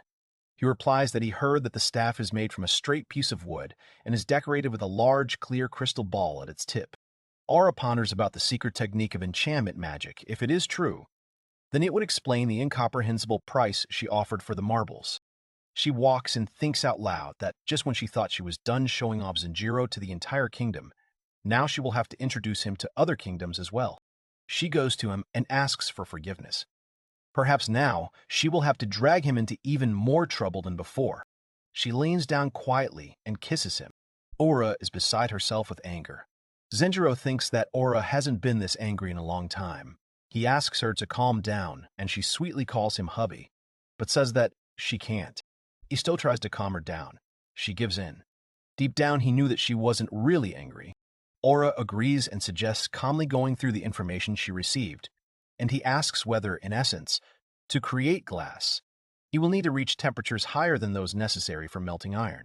Moreover, as Aura says, she will also need a brick oven to achieve it. While how she can even make these very bricks, he replies that he has no idea at all.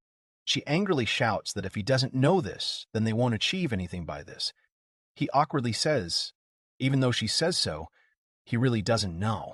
He suggests that they calm down and watch until the end. Maybe they'll learn something new. Aura growls with anger. Health is the greatest wealth one can possess. Although he had heard something similar many times before, but never before had he agreed with these statements as much as he did this week. Zenjiro was able to fully recover. Even though it was all thanks to Her Highness Isabella's magic, he was finally able to be alone with the Aura after recovering. Hearing about what happened while he was bedridden turned out to be much more valuable than he expected.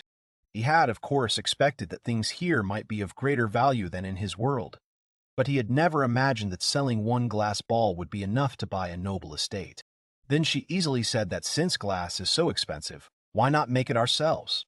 But, as expected, making glass is beyond the capabilities of a beginner. However, out of the many TV shows he'd recorded, there was one about an attempt to create glass, so he suggested watching it together, but it only ended up making Aura more excited. He just wanted them to relax and watch something together. He didn't say anything about it being a tutorial on how to make glass. Aura screams in horror that some letters started moving below. Is it possible that this is some kind of hint? Zenjiro awkwardly says that it's just some kind of sign that the show is coming to an end. He asks what she thinks, if she liked it.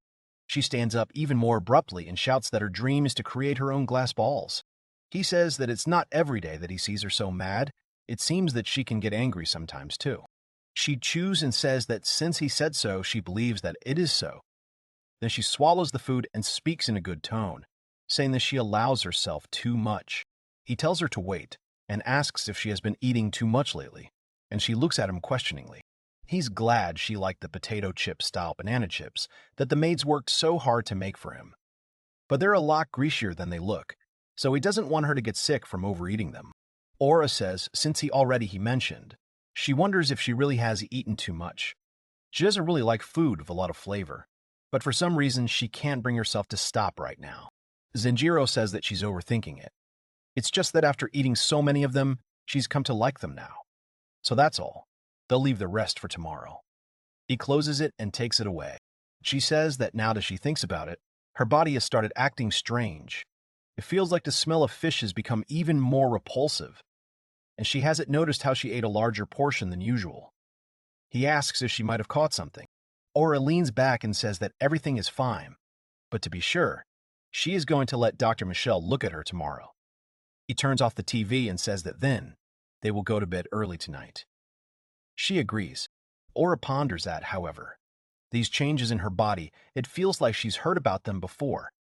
She suspects something. A little later, a male healer comes to her. She takes off her clothes, and he examines her. Having heard the results, Aura smiles. Zenjiro screams in shock, wondering if she is pregnant. She says with a smile that it is not certain yet. It is just the slightest possibility, however. From now on, she will act as if she is with a child.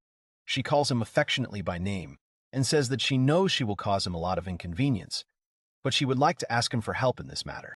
He happily shouts, squeezing her hands, that of course, if something is needed, he will help in any way he can. T awkwardly says that it would be great. She honestly admits that she herself does not know what exactly she should do, so it turns out that she cannot simply tell him to do this or that. He says that it is right. There's a silence. Aura says she's grateful to him, but there's no point in worrying about it. He laughs and says she's right. There's no point in worrying about it. He was just thinking about how amazing it was. Before coming here, he rarely even thought about the idea of getting married. The very thought of having children seemed so far away for him. How could he say it? It all just didn't seem real to him. She places her hands on top of his and says that maybe that's how he feels. But she feels the same way too. And she's sure there are still many more difficulties ahead that they haven't faced before. She adds that, however, the fact that he is nearby gives her confidence. He thanks her and says that if she is pregnant, then it would be better for them to start sleeping separately from now on. Even though the bed is big, he cannot be called quiet. Aura says that's true. Dr. Michel mentioned the possible risks of sharing a bed. He says he guessed. Since they have no choice, they will have to start sleeping in different rooms. Tomorrow, he will ask for another bed to be added to the sleeping quarters, and will sleep there. She asks him if this suits him, because if he sleeps with her in the same room, it means that he will not be able to call another woman. He says that this is true. Under normal circumstances, it is not strange to have more than one wife. Aura says that if it becomes known that she is carrying a child, then the eminent nobles will definitely try to offer him girls. Zenjiro says that he's not the type of person to look at other women in a situation like this. Until she gives birth safely, he doesn't think he can think about anything other than them with her. Aura says that, however, the reality is that the nobles will definitely make their next move, in which case, even if he refuses, there will be those who will pressure him even more with their offers of concubines. Zenjiro asks, she already told him that he could be a little more selfish. If he said she didn't like it, would she accept that as his selfishness? Aura is surprised he would go so far just to say that. She asks if he really dislikes it that much. He replies that he does, so much so that he doesn't need a concubine. Uro blushes and then stands up, saying that she didn't think he would be so benevolent. He replies that it is not so.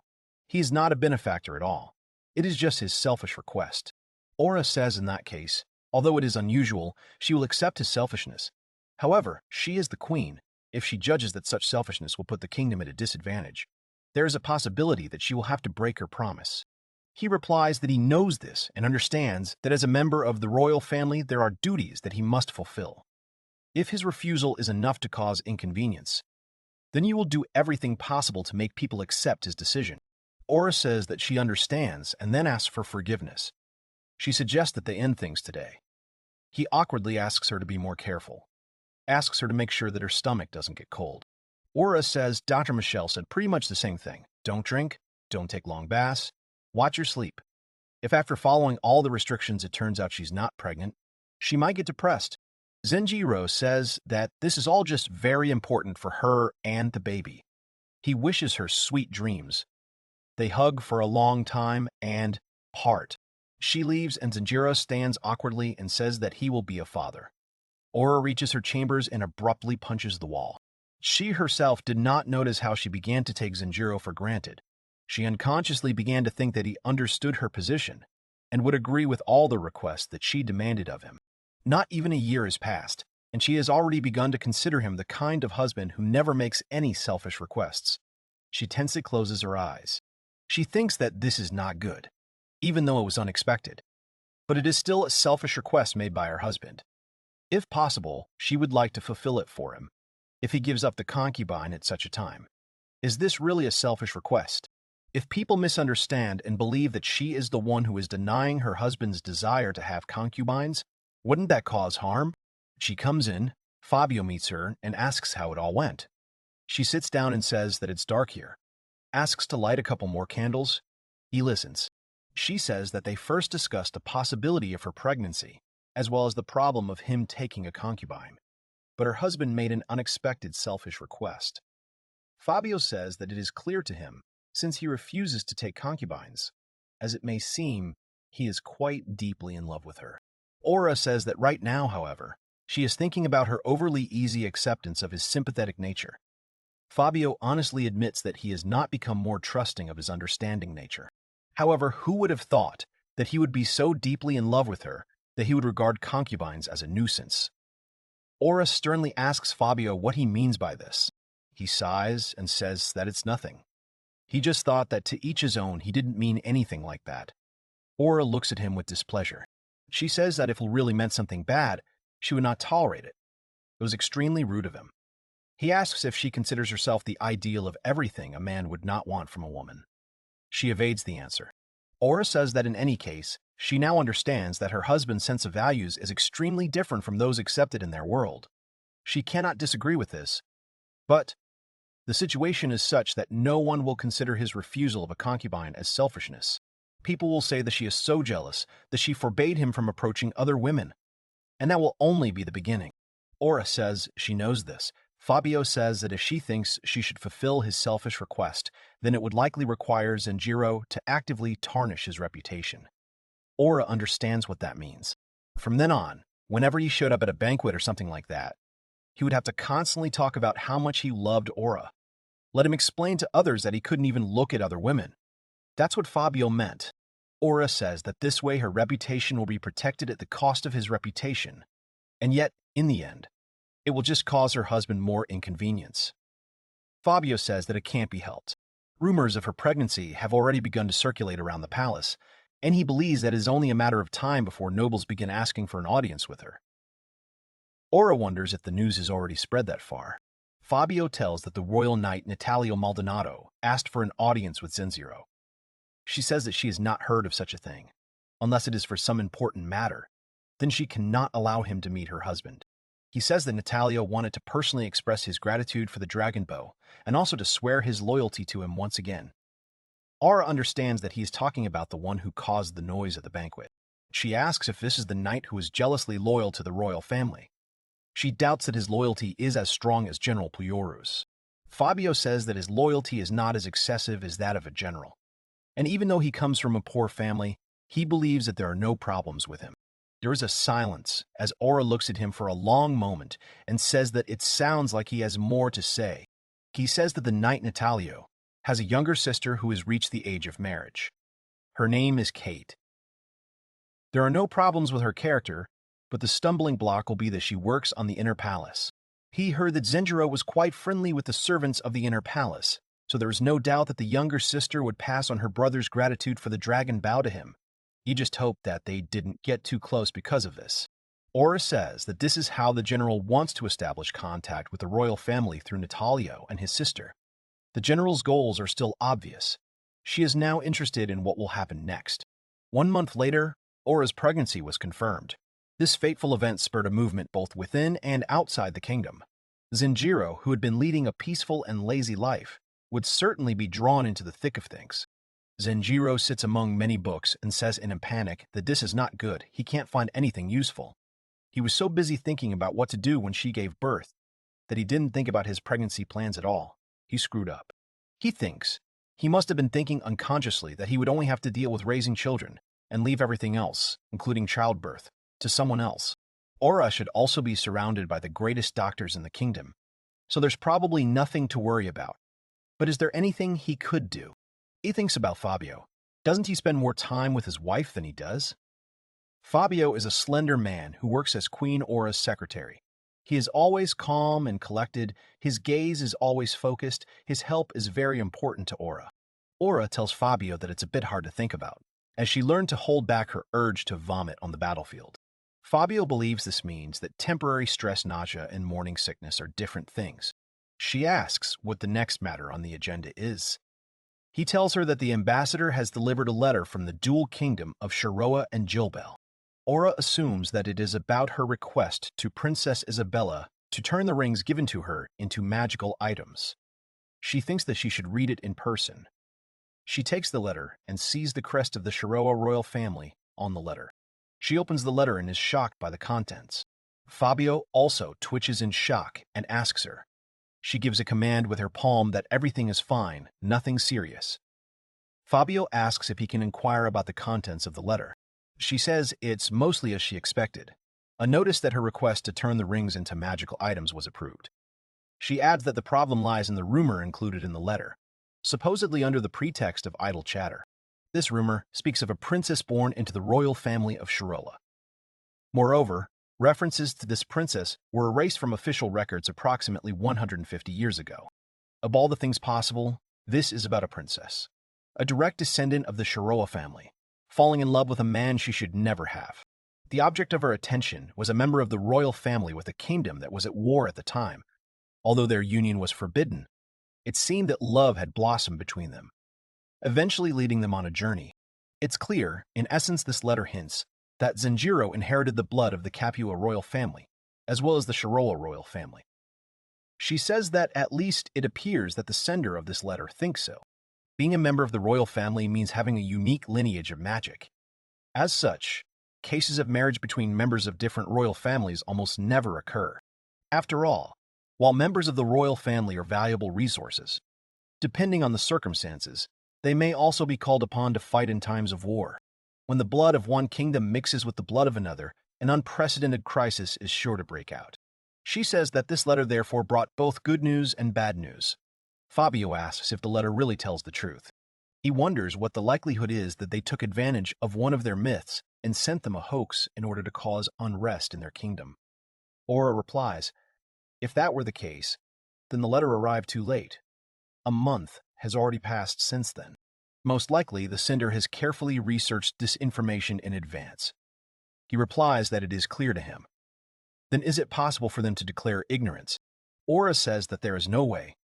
Her husband confessed that he is a descendant of a member of the royal family of Capua, that he escaped to another world to Her Highness Isabella when she came to check on his well-being. Fabio calmly says that it was careless of him. Aura replies that nothing can be done. At that moment, no one could have imagined that this information would have such a big impact as it does now. Fabio asks if that is the case, then what the royal family of Shiroa truly fears is the power hidden in Zenjiro's blood, as well as the existence of their child. Aura says that it is, however, their child will not be a problem, since she has a close blood relation with the Capua royal family. Then most likely their child will inherit space-time magic.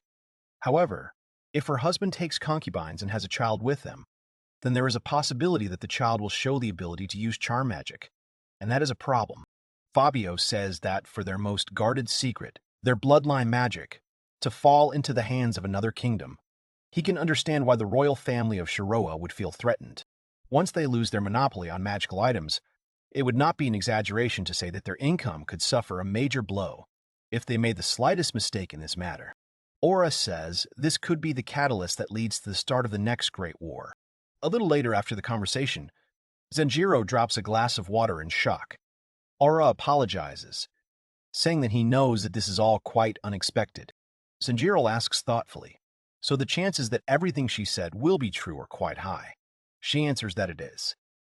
This is a matter of such extreme importance that it could shake the very foundations of the dual kingdom of Shiroa and Jilbal.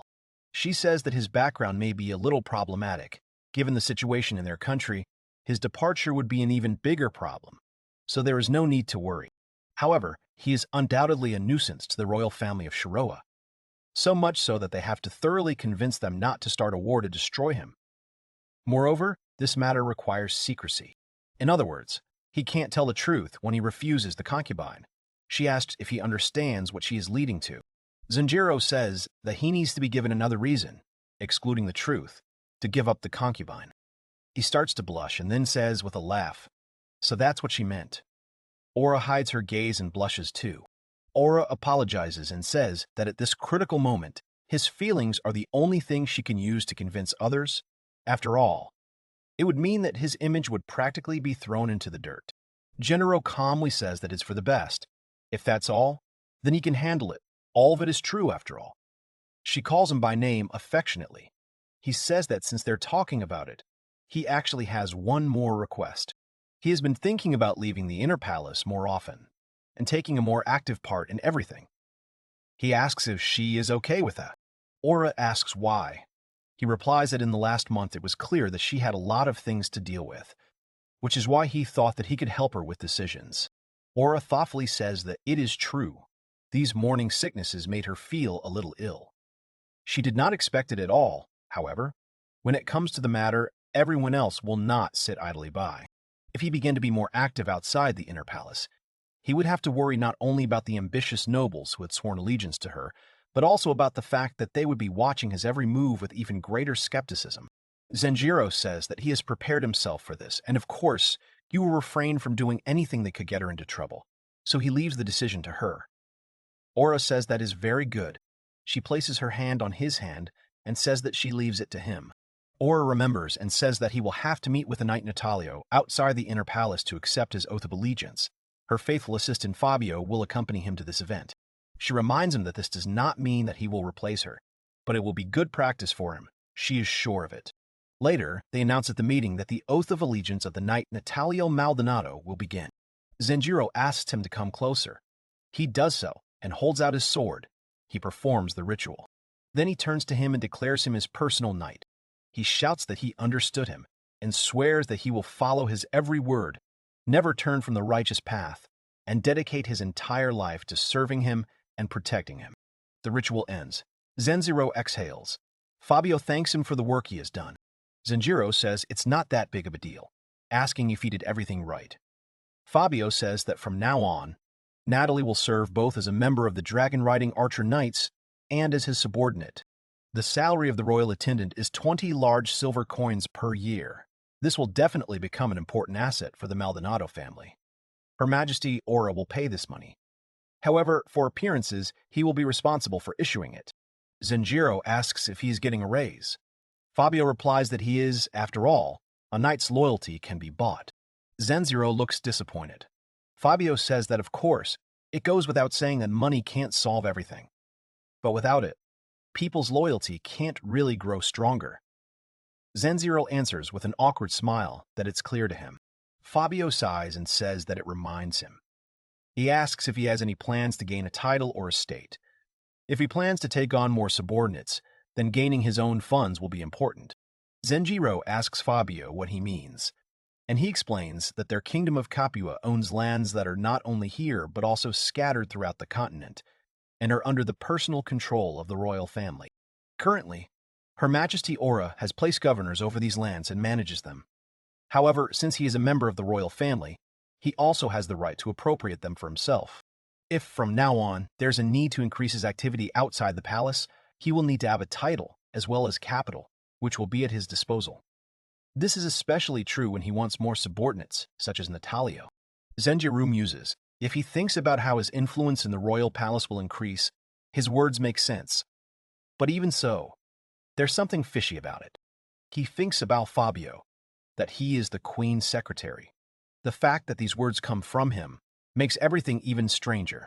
Even if it is a small portion of the total income she receives from the lands she has united, if she gives him a portion, she will have less money to use.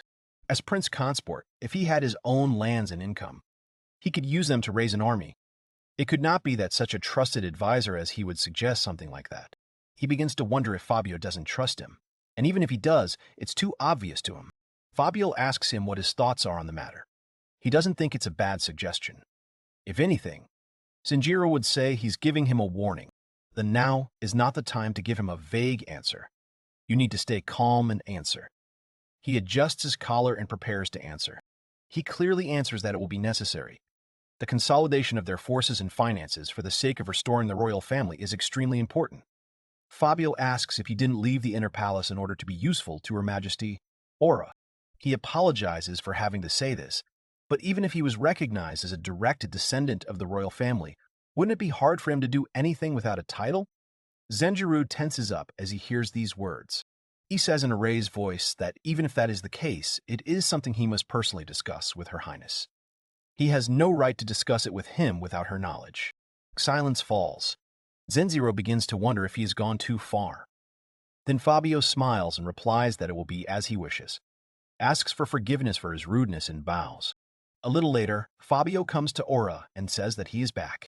Aura says he did a good job. Alejandro says he did a good job too, so he can go. Alejandro hands Fabio today's documents. He replies that he understands him and will now continue to look through them. Alejandro bows and leaves, closing the door behind him. Fabio asks Aura how he is coping. Aura says that unlike him, he is quite nice, so she was not uncomfortable, however. It cannot be said that he grasps everything on the fly yet. Fabio says he understands. He will make sure he is more strict in his instructions from now on. Aura asks him how it went. He says that it's pretty good. As far as his facial expressions and behavior go, it seems that Zenjiro is quite skilled in controlling them and doesn't require further training. His manners are acceptable. In his current state, He believes that he won't make any mistakes. There is silence.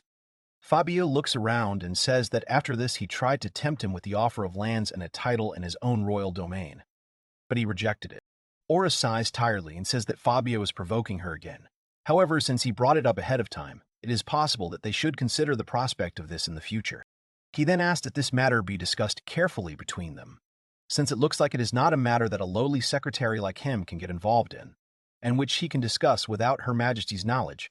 Quoting Zenjiro's words, Aura smiles and says that this is quite similar to the words of her sensible husband. He says, if he is not mistaken, today was the day when she was supposed to meet with the ambassador of the Dual Kingdom. How did she cope with all this? Aura says that so far, it seems like they don't intend to put any restrictions on their child, but it feels like they will intervene if her husband has a child with someone like her. Fabio asks if a promise to the Dual Kingdom that he will not take concubines will be enough to quell their fears. Aura replies that she doubts it. In fact, they even hinted at her husband marrying a princess from one of their side families, on the condition that their child would go to the Dual Kingdom, of course. She can't say for sure, but it feels like they're more interested in getting their hands on space-time magic, and not so much in monopolizing their charm magic. Fabio asks if this means they are trying to maintain a balance of power. She replies that they are. However, the fact is that they did not intentionally try to steal their bloodline magic, which is an even stronger argument that they are not obligated to entrust them with it. She doesn't even have any guarantees from the Dual Kingdom that they won't interfere with their child's life. Fabio says that with the way things are going, he wonders who has the upper hand in this debate. Aura would say they are equal after all. Bloodline magic is at stake. She believes that the positive side of all this is that they consider unleashing to be the most extreme measure. She says that it is possible that this problem will not be solved in this generation, in which case, since this is quite possible, he believes that she should be prepared for such an outcome. Aura says that indeed, however, the longer this issue remains unresolved, the less willing the parties will be to compromise. And while she would like to avoid her child becoming the catalyst for the next great war, it would be dangerous to jump to conclusions. She adds that, although it is unlikely, it would be very problematic if the secret were to be revealed. And she asks if Fabio can only imagine what Pujor would do if he found out about it. Fabio says that he will no doubt become even more excited about the possibility of Zenjiro getting together with a concubine so that he can steal the enchantment magic. Aura says thoughtfully that they need to be careful, then adds that they actually need to be very careful. A couple of months later, Aura is already walking around with a big belly. She strokes her belly, and Zenjiro says that she's become noticeably bigger. Aura replies that this is true. Walking long distances has become somewhat difficult. However, she feels much better now that her morning sickness has stopped. Zenjiro quickly and panically tells her that she shouldn't overexert herself. Aura says with a smile that she knows that's why he has to be her replacement today. She feels sorry to burden him with the responsibility of such an important ceremony, but she relies on him. Zenjiro winks and tells her that he'll be fine. More importantly, let her make sure she doesn't worry too much during the negotiations. Aura says, honestly, that all he does is worry about her. They approach the exit. Zenjiro leaves. Aura waves her hand at him and says that she is counting on him. Her gaze changes abruptly. Now it's time for her to go too.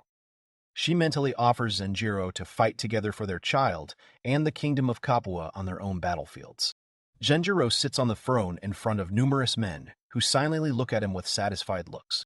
Zenjiro thinks, with his wife always sitting here, being the object of so many gazes as one would expect from a natural-born queen, he thinks she is amazing. But he must say that the queen's throne and the prince consort's throne, they look almost the same. But he believes that it is because they are the first queen and prince consort of this kingdom. The king's wife cannot be more important than the king, but even the queen, the supreme ruler, cannot interfere in the affairs of her husband. Aura is indeed in a difficult position. He tells himself he better concentrate. At least he's only here as a figurehead. Soon it'll be time for the manager to introduce him. He'll need to wave and say hello to everyone. The manager says that today, in the presence of His Gracious Majesty Zenjiro, who is present here as a representative of the royal family of Capua, all those gathered should give His Majesty on the throne a loud round of applause. Here he suddenly stands up and shouts to correct himself, saying that he is not here as a representative, but only as a deputy of Her Highness Aura, the sole and absolute ruler of the kingdom of Capua. Everyone looks at him in fear. The manager turns blue with fear and then asks for forgiveness. He asks to be allowed to correct himself and rereads the same thing with corrections. Zenjiro coughs and introduces himself as the husband of Her Majesty Aura, asking everyone present to remember that he is merely acting as her deputy. Everyone looks at each other tensely. Zenjiro feels sorry for going this far, but it doesn't count anyway. He can't help but feel guilty towards the announcer. However, he can't overlook such a mistake. If he says that he is her deputy, then the others will think that he is only here because he received Aura's permission. However, if he had not corrected him when he said that he was here as a representative, then at this very ceremony, it would have been established that requests could be made directly to him, bypassing Aura. He thinks it's bad. They're starting to see him as royalty even sooner than he thought. Looks like he'll have to try a little harder during the banquet that's coming up after. Already during the banquet, given his position, people of lower status will not be able to approach him, so he believes that he will have to talk to someone himself. He approaches the mustachioed man and says that if he is not mistaken, he must be Count Bologna. He says that he's heard a lot about him from his dear wife. She says that he is a capable civil servant and an educated man, the personification of elegance. He chokes up and says that he is terribly flattered to receive such high praise from him. He feels so lucky that he approached him. He thanks him for attending today's ceremony. Zenjiro says that it is nothing. He visited her only because his beloved wife, Her Majesty Aura, ordered as her loyal subject, although not as such, but as a husband. It is quite natural for him to fulfill such a duty. Bologna stands awkwardly and says that it is clear to him. However, wasn't there a time when he too wanted to stretch his legs from time to time? Zenjiro starts to loudly say that not at all. He doesn't want anything like that at all. When he is separated from Aura, in the inner palace he feels like a flame without a candle. Only being here, he can't help but want her even more. He says with red cheeks that he never thought he could be so devoted to someone, in dreams or in reality. His thoughts are occupied only with her and the child inside her. He is already pulling Bologna and shouting that because of this, he can't work at all. What should he do now? He laughs in panic and says that it is clear to him. Zenjiro looks around and sees everyone looking at him. He is a love-struck man, a useless man in love, a lazy husband of Her Majesty the Queen. He can literally feel their cold gazes piercing him. He thinks to himself, what can he do? Because everything he said is true. He looks up and freezes. At this time, Aura tells the guest that, as they can see, she's expecting a child, so let them forgive her for her loose clothes. The man says he holds no grudge against her. He is truly honored to be granted an audience with her. He is the ambassador of the dual kingdom of Shiroa and Jilbel. His name is Moreno Militello. Aura tells the ambassador that she wishes to keep this matter a secret, so she suggests going straight to him and getting down to business. The Twin Kingdom has blessed the wedding with Zenjiro. She asks if she can assume that he is unwilling to take back his words. He replies that, of course not. His kingdom sincerely wishes to congratulate her on her marriage. These words are in no way a deception. They have no intention of taking back their blessings, which means they do not wish to interfere in the affairs of the child between Zenjiro and Aura. She believes that this can be considered a success in this matter. The ambassador says that since Zenjiro is of royal blood, another kingdom has no right to interfere with how he behaves. They fully understand that. However, he adds that they also wanted her to understand the state of their kingdom. Aura nods and says that they can't help but understand what he means. Her husband also understands the situation and told her that he will not have a child with another woman. Isn't that more than enough, considering that he said that they will not interfere? It's their business. The ambassador looks away and says he is glad to hear it. But royal marriages tend to get out of hand. For example, he says that if Zenjiro takes a concubine and this child shows talent for charm magic, what will she say then? Aura thinks that, since they only have the heir of their bloodline of magic in the kingdom, not taking a concubine would be quite unrealistic. To think that he would be so harsh in such matters without hesitation. At least this man has no shortage of determination. But she has her own reasons and arguments.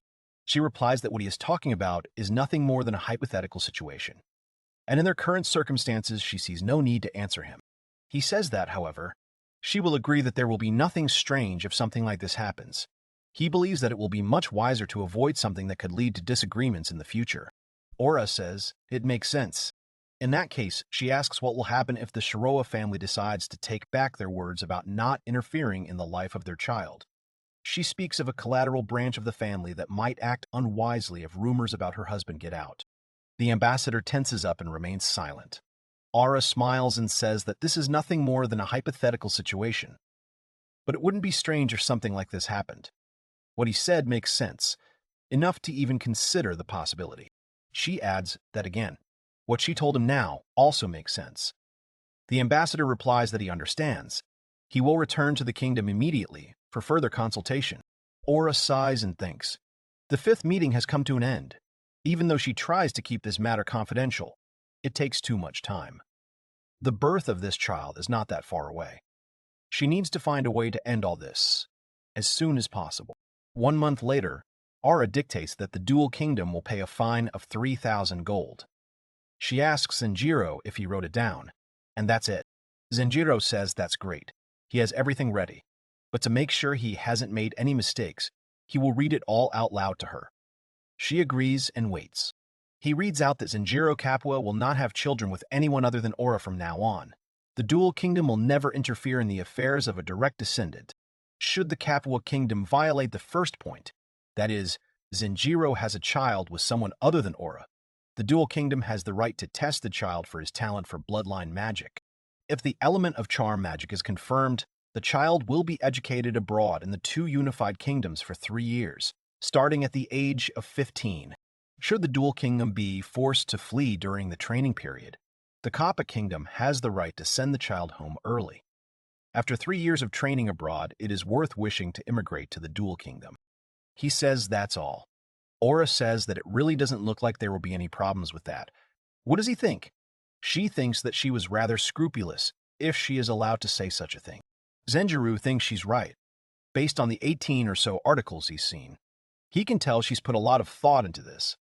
It's a bit of a strange feeling that it's all based on the condition that he still takes a concubine. Aura asks him what is it if something is wrong. He says it with suspicion that it might be too vague. Aura doesn't understand and asks what he means. He replies that in his opinion there's something special about it. He has reviewed and amended contracts in his world in the past, and when he looks at these clauses of the contract, he just feels like there are too many holes in them. He may be thinking too much, he thinks, but it would be a good idea to write it all down in such a way that no awkward explanations would come back to them in the future. Aura asks if he could elaborate. He accepts to explain what will happen if points 2 and 3 contradict each other. Aura starts thinking. In simple terms, what will happen in the future if their descendant marries the descendant of the child he had with a concubine from a collateral family? Their child would be considered his direct descendant. So based on point 2, the dual kingdom would not be able to interfere in his affairs. However, this child would be a breach of the treaty, so the dual kingdom would have the right to interfere based on point 3. Aura begins to understand, Zenjiro says. Since it's rather vague, wouldn't the matter be open to debate? Aura says that he made a really good argument.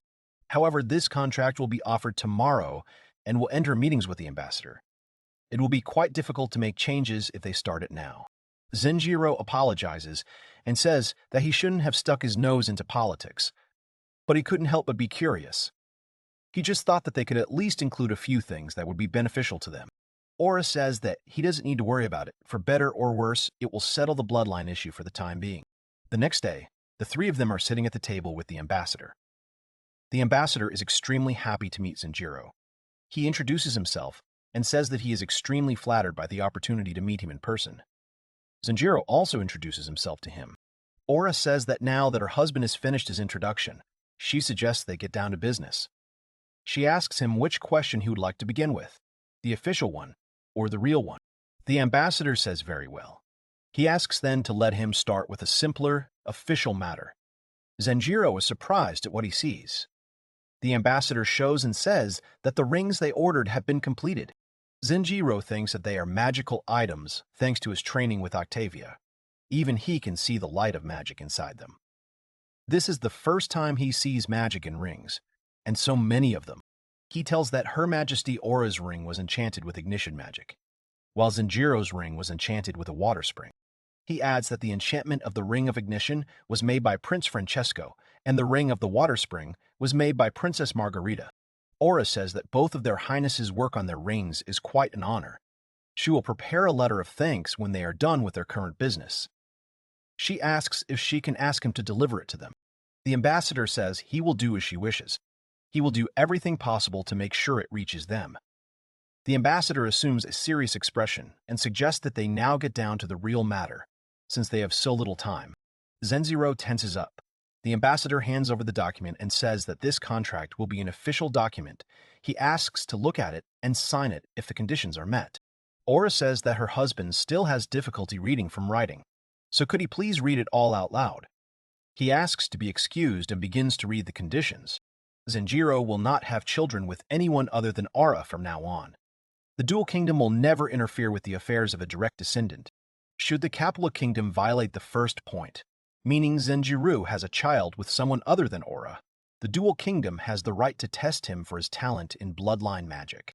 Zenjiro thinks that everything is going well so far, but he can't stop worrying about the contradiction between the second and third points. Here the ambassador reads that the Dual Kingdom is obliged to pay a fine of 3,000 gold. Here, he tenses up and remains silent. The two are waiting. The ambassador says that there is an addition in case of a contradiction between points 2 and 3 in the future. Point 2 will take precedence. That's all. Zenjiro is surprised by this and looks at Aura with warmth, and she already looks at him the same way. Although it wasn't much time before the contract was to be signed, it was possible that she had added this extra paragraph earlier in the morning. He thinks he's not a match for his wife. Aura signs the document. Thinking about it logically, it would be normal to prioritize point 2 over point 3. However, if Zenjiro had not voiced his concerns about clarifying this matter, then it would have left room for debate and could have become a possible weakness. One day, when there was a shift in the balance of power between Capua and the Dual Kingdoms, the likelihood that they would use point 3 against them would be quite high. Aura is confident that it can be said that Zenjiro's proposal prevented the possibility of a future attack, which is an amazing achievement. However, this is a secret contract. His achievement will never be known to the general public, which is why she will make sure to remember it. It is his achievement. That evening, over tea, Zenjiro asks if it is possible to say that everything has been resolved for now. She replies that it is, and that as long as he does not take a concubine, the Dual Kingdom will not have a single reason to complain.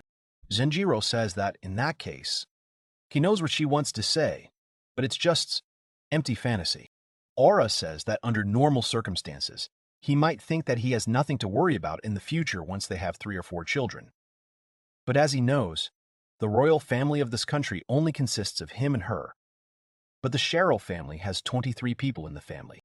Zenjiro happily suggests that she try, and she angrily asks if he really wants her dead. She asks honestly how many children he suggests she bear while she rules the kingdom. Tea lasts. After a silence, he asks her to extend her left hand to him, and she says with a smile that her fingers are a little swollen now, so could he put it on her little finger for now? He puts the ring on her finger. Aura asks her to wait and asks if he is going to tell her anything. She hoped he was going to tell her again. Zenjiro awkwardly says that it's something she usually only says once in her entire life, and she says how sad it is to think that she'll never hear those words again. He panics and says that he'll say it. He says that he promises to love and honor her, to be her support and help, for richer and for poorer, in sickness and in health, until death do them part. He makes an oath on this ring. He puts the ring on her little finger, and she admires it. She asks Zenjiro to stand up. He obeys and stands up. She puts on the ring and says that she promises to love and honor him, to be his support and help, in richer and in poorer, in sickness and in health, until death do them part. He makes an oath on this ring. He blushes deeply and looks at his Aura, who smiles warmly. That night, she was unable to repeat the words of that oath. Of course, she intended for her relationship with Zenjiro to be loving. However, in the grand scheme of things, such a move was only made for the good of the kingdom. As a queen, she is not allowed to love a man until death do them part. Once Zenjiro became a threat to the kingdom, she was ready to renounce him, but that is no longer possible. She will never be able to get rid of this man now. The summer he was in his second year of high school, his parents were in an accident. He heard it on the phone. At the hospital, everyone consoled him, hugged him, and soon the funeral took place. He learned that death was always near. Even though they were such decent citizens, they died so simply. That's when he decided for himself that he wanted to live an ordinary life. He won't cause any trouble for anyone. If his goals aren't too high, then even if he fails, it won't matter so much. That's the life he wanted for himself, because he knew he would die one day. It's not that he hates life. He enjoys spending time with friends and is happy when he gets to celebrate with colleagues when they achieve something. It's just that when all was said and done, he had no dream or goal to strive for, even if he worked hours that violated labor laws. Once he got used to them, he led a pretty tolerable life. He just went with the flow and was happy with it. His life didn't need meaning. This was his life. Aura's labor begins. As she continues to scream, Prince Consort Zenjiro looks around in panic and begins to run towards her room. The servants don't let him near them. They say that the skills of the royal court physician Michelle are undeniable, so there is nothing to worry about. Prince Consort Zenjiro looks long and hard at the maid, who asks for forgiveness and says that it would be better if he sat down and rested. He sits down on the chair and thinks that he was wrong. This heat must be putting a lot of pressure on Aura while she is in labor. He must install an air conditioner in the bedroom before their next child is born, and more importantly, he must master space-time magic first. If he could use magic that allowed him to teleport, then in the worst-case scenario, he could bring a member of the Jilbel family who could use healing magic here. But right now he was only busy with the ability to see magic. Another one comes to them, immediately asks for forgiveness, and says that she brought more hot water. Then she gives them the towels. Prince Consort Zenjiro, at this time, thinks that there is nothing he can do.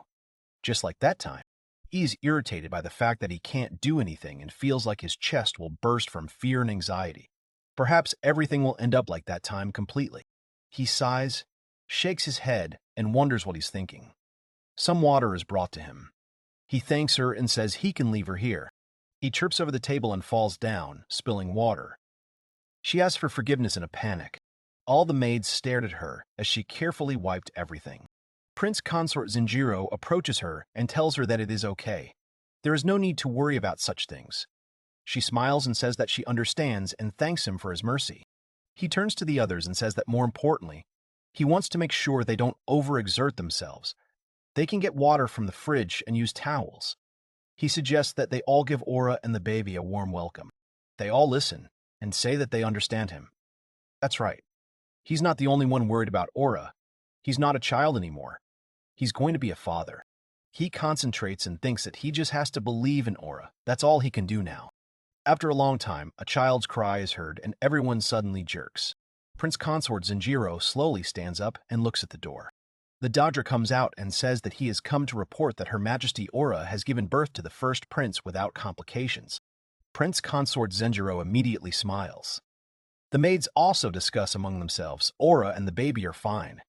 Her Majesty may be tired, but their lives are not in danger. The doctor asks him if he wants to see.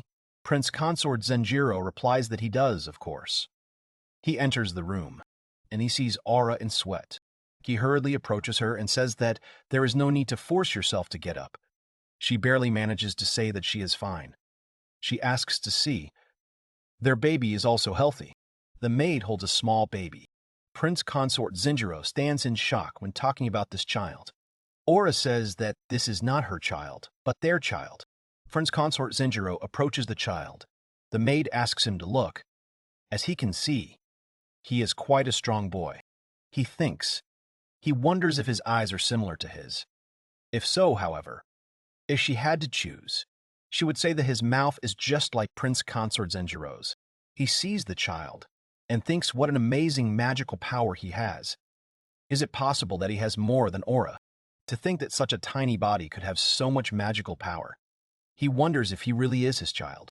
He wants to touch it with his index finger, but the child suddenly stops him, grabbing his finger. Prince Consort Zenjiro gets scared and shouts that he got him, and the maid laughs and asks if he's not cute. Prince Consort Zenjiro says, with tears in his eyes, that he is the sweetest creature he has ever seen. He asks if he can hold it too. The maid says that of course he can, but she asks him to be careful. He can't hold his head up on his own yet. Prince Consort Zenjiro approaches Aura with a child. Aura tells the maid that she wants to sit down, so let her lend a helping hand. The doctor says he doesn't think raising her upper body for a short time will cause any problems. The maids put pillows on the back and quietly lift it. Prince Consort Zenjiro happily tells her that everything is over. Indeed, for the foreseeable future, of course. Aura says that while she originally intended to get pregnant simply out of her sense of duty as a queen, now that she can touch her child, all those external reasons are farther from her than ever. She strokes the baby and says that she just truly loves her child, saying that since he is of royal blood, she understands from the depths of her heart why he should be raised by a nanny and grow up among adopted brothers and sisters. Prince Consort Zenjiro says that he is also not so sure that he can be loving but strict. Aura asks what they will call him. He wonders if she was not going to give him a name. Aura says that it is true that he will also give him a name. However, there is a tradition here that when parents are from different countries, then they give the children names that represent the countries they come from. Prince Consort Zenjiro says that he understands. Then he will also think about the name. But she should rest a little. The Dr. Michelle also said that she should not sit for too long. Aura agrees, but asks if it's okay if it's just for a little while longer. Everyone makes concessions and says that only if it's just for a little while. Aura says that she knows they admire their child. Prince Consort Zenjiro internally thanks Aura, thanks his aunt and uncle. Even someone like him could become a father. He thanks his mom and dad. He was able to face a new life, and he can clearly see that his life has meaning. In order to protect his child and support his beloved wife, he firmly decided that he will live. No matter what obstacles he has to face, he will definitely overcome them, because he is no longer alone. On that day, the long-awaited first prince of Capua was born. Everyone is chatting. Just think that the first prince was born. It feels like only good things are happening lately. One says they won the war, Aura got married, and a year later an heir was born. Doesn't that sound too good to be true? The other says they've been fighting for so long that it's only natural that good things are happening now. Another says that the capital will soon hold a festival to celebrate the birth of the first prince. He would like to go. Another asks not to worry and promises that they will celebrate everything in their own way. While they are planning a feast and fun and riding in a carriage, the monsters and dragons hide behind a bush and absorb information. The royal capital of capital. Although a month has passed since the birth of the prince, the capital is filled with bright torches and laughter is heard from all sides. There is nothing surprising in this, after all. Most of the inhabitants of Capua were waiting for this news. It is not surprising that they wanted to celebrate the day when the royal family had their first son. The city turned into a sleepless one, and now everyone is having fun until dawn. Prince Consort Zenjiro plays with the child, making various funny faces, while the child only gives him an uncomprehending look. Then the child smiles a little. Prince Consort Zenjiro happily says that he is smiling, so he is interested. He continues to make faces, and Aura looks at him awkwardly. She tells him that she understands that he is trying to make Carlos laugh, but she asks him not to make the weird face too often. As his wife, it makes him feel a little uneasy. Prince Consort Zenjiro blushes and stops doing so. Aura adds that their son's name isn't just Carlos. She asks to call him by another name, and only he can pronounce his name correctly. Zenjiro says she's right. He calls his son Zenkichi and asks to look at him. This is the first prince of the kingdom of Capua. His name is Carlos Zenkichi Capua. Prince Consort Zenjiro remembers and asks Aura if it's not time for the morning council already, and if she'll be late. She says that they were going to discuss the matter with Marquis Gazelle today, but he hasn't arrived yet, so the meeting has been postponed till he arrives. Prince Consort Zenjiro awkwardly says that it's good. She replies that it's not really good. She has some free time now, so it would be unwise to just waste it senselessly. Here Carlos starts to cry. Prince Consort Zenjiro is frightened and asks why he is doing this. What happened? She says that everything is fine and that he is just hungry. Aura asks Prince Consort Zenjiro if he could help her untie the knot in her dress. T agrees. She thanks him and begins to feed the child, saying that she will hardly be able to find time today to feed him with her milk. Parents watch their child drink milk. The child moves away happily, showing that he has already eaten his fill. Aura, with red cheeks, says that the rest will go to Daddy, who, in a panic, shouts that Daddy does not drink her milk, so he should stop joking in front of Zenkichi. The meeting began. At the meeting, Aura asks if the salt was not delivered. She demands an explanation from Marquis Gadgil. He stands up and replies that, of course, he will tell. He says that his son, to whom he entrusted his territory, sent a message the day before yesterday, saying that even 7 days after the supposed arrival, the salt had not arrived. He also said that they only had enough supplies for 3 months, because his son, as the representative of Margrave, was asking permission to send their army to check the crowd and find out the reason for the delay. He also wants to add that his opinion coincides with his son's. There is silence, Aura thinks. Aura says that the salt trail is the safest route to bring salt into all of Capua's territories, as is well known. But they can't turn a blind eye to the situation. Then someone stands up and clearly says that they object. He says that this is certainly a serious incident and he has nothing against sending soldiers to explore the salt trail. But the knights, not personal soldiers, should take responsibility. Margrave adds that what General Pujor says is true. The safety of the salt trail is under the jurisdiction of the royal army. However, based on previous years' experience, they can assume that there is a good chance that the cause is the increase in the number of carnivorous dragons along the trail. Everyone whispers and looks at each other tensely. The general goes on to say that in this case, it is necessary to send soldiers into the forest and meadow around the road to ensure that the dragons who attack the people are destroyed. As they most likely know, the hills and mountains near the paths are his territory. The men's gazes meet. Tension reigns. Aura looks at them and thinks that this is problematic. It is not surprising that the Lord is against his land being trampled by the royal knights, and there is nothing new in Pujol's desire to mobilize an army to add to his list of achievements. By the way, Margrave Gadgil seemed to have lost 2 of his sons in the last war. Both the eldest son, the heir, and the middle one, famous for his valor, passed away, as far as Aura knows. So there is no doubt that the person currently watching over his territory is his only surviving third son. Aura understands what he hopes for. That is, losing to the dragons is almost impossible. He wants to show his son as someone who can succeed by taking advantage of this not particularly dangerous incident. Aura coughs and tells Margrave that it is then decided she accepts his offer. General Pujol turns around in displeasure. Aura says that she leaves it in their hands. If they can solve this problem, then she promises to reward them appropriately. However, only if the reason for the delay is the carnivorous dinosaurs. Otherwise, she asks that the reason be reported to the palace immediately. He says that he understood her. His son will certainly be able to learn a lot in the capital. He thanks her for her care. Aura lets everyone go.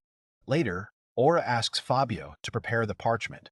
The salt problem is critical for their kingdom. Considering this situation, she will personally send the documents using magic. Let him give it to the general so that he can choose a subordinate to accompany him. Fabio says he will do as she wishes. However, he asks if everything is really okay. Aura looks at him with displeasure and irritation and asks what he means. He replies that he means her previous decision. It seems to him that this was accepted as a fair decision, even with the refusal of Margrave and the mobilization of the royal troops. Aura says that, however, if they do this, Pujor will stir and end up one step closer to his goal of becoming a field marshal, which she cannot accept with open arms. He says that this is indeed the case. But on the other hand, it will also give their knights a good opportunity to solve the problem on the border. If they solve it skillfully, it will allow their knights to remain in Margrave's territory. Aura ponders and comes to the conclusion that he is right about this. She was considering replacing the Margrave border guard network with royal knights. Aura asks to forget about it. They won't be able to strengthen their army by sending fighters to the borders. Besides, all this will take a lot of time. Even if they start right now, she can't afford for the kingdom to be unprotected for so long. Fabio says that a great opportunity could slip through her fingers if she keeps chasing rainbows. Aura says that she doesn't mind because a live dog is much better than a dead lion. Playing politicians was never a good idea. After a moment of silence, Fabio asks if it wouldn't be wiser to leave someone on standby so that they could help in case Margrave's son fails. Aura asks if this is really necessary. Besides, if Margrave fails, then Pujor will take action. Fabio asks, then how about this? If leaving the royal knights under Pujor's command will only bring him more glory, then it will be better if the knights follow Her Majesty. Aura thoughtfully says that he is right about that too. She understands and asks that the order for long-term border control be issued before Pujor makes his move. Leaving the choice of personnel to the general, Fabio bows and says that he will do as she wishes. Then he will prepare the province for the round trip to the salt trail. Aura gets up and says that she is counting on him. It seems that pregnancy has affected her body in a bad way. She is going to stretch in the evening, as she planned. Fabio asks her not to push herself too hard. Aura says she knows, and besides, it's just a bit of work with her dear husband. In the evening, they fight each other with sticks. Aura shouts at Prince Consort Zenjiro to watch the movements on the left and attacks. He barely defends himself. She warns and shouts that now tomorrow once again on the right. He still defends himself. And Aura shouts that he should not forget about his legs. She hits him in the legs, he doesn't have time to react, and falls. Aura screams that he will simply fall if he does not move. She warns of a blow to the head. He manages to pick up his sticks and defend himself. He's barely breathing. Sweat is pouring off him, he's shaking all over. Aura looks at him sternly at first, then smiles. And then he says that's enough for today.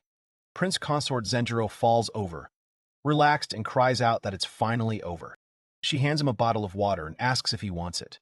He takes it, drinks it, and thanks her. He stands up and they sit by the fountain. Prince Consort Zenjiro says he feels like he's coming back to life. Aura asks how his first sparring session was. He replies that he knew it would be hard, but to be that bad, he was completely at her disposal.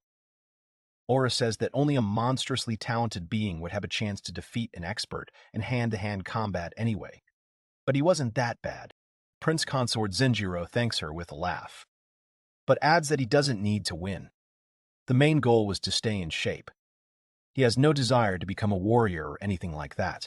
Aura says that it is a wise decision. Prince Consort Zenjiro says that for now, he will support her as best he can. Aura says that it is a great help, but she only asks that she not exhaust herself. Prince Consort Zenjiro says that it will be fine, as her husband he can't help much publicly, but he is looking for a job that he can do with his knowledge from that world. Aura thinks about it and says that now that he says it, the glass production project will start soon. Prince Consort Zenjiro asks in surprise if that is true. Aura says that this is true. The budget allocated for this is not that big, so there are only a few workers, but they are all former blacksmiths and apprentices, so they are used to the heat. Prince Consort Zenjiro says he understands. Finding someone active is impossible. Aura says that's true. Blacksmiths are the treasures of the kingdom. Forget about the old dismissals, and even finding apprentices was very difficult.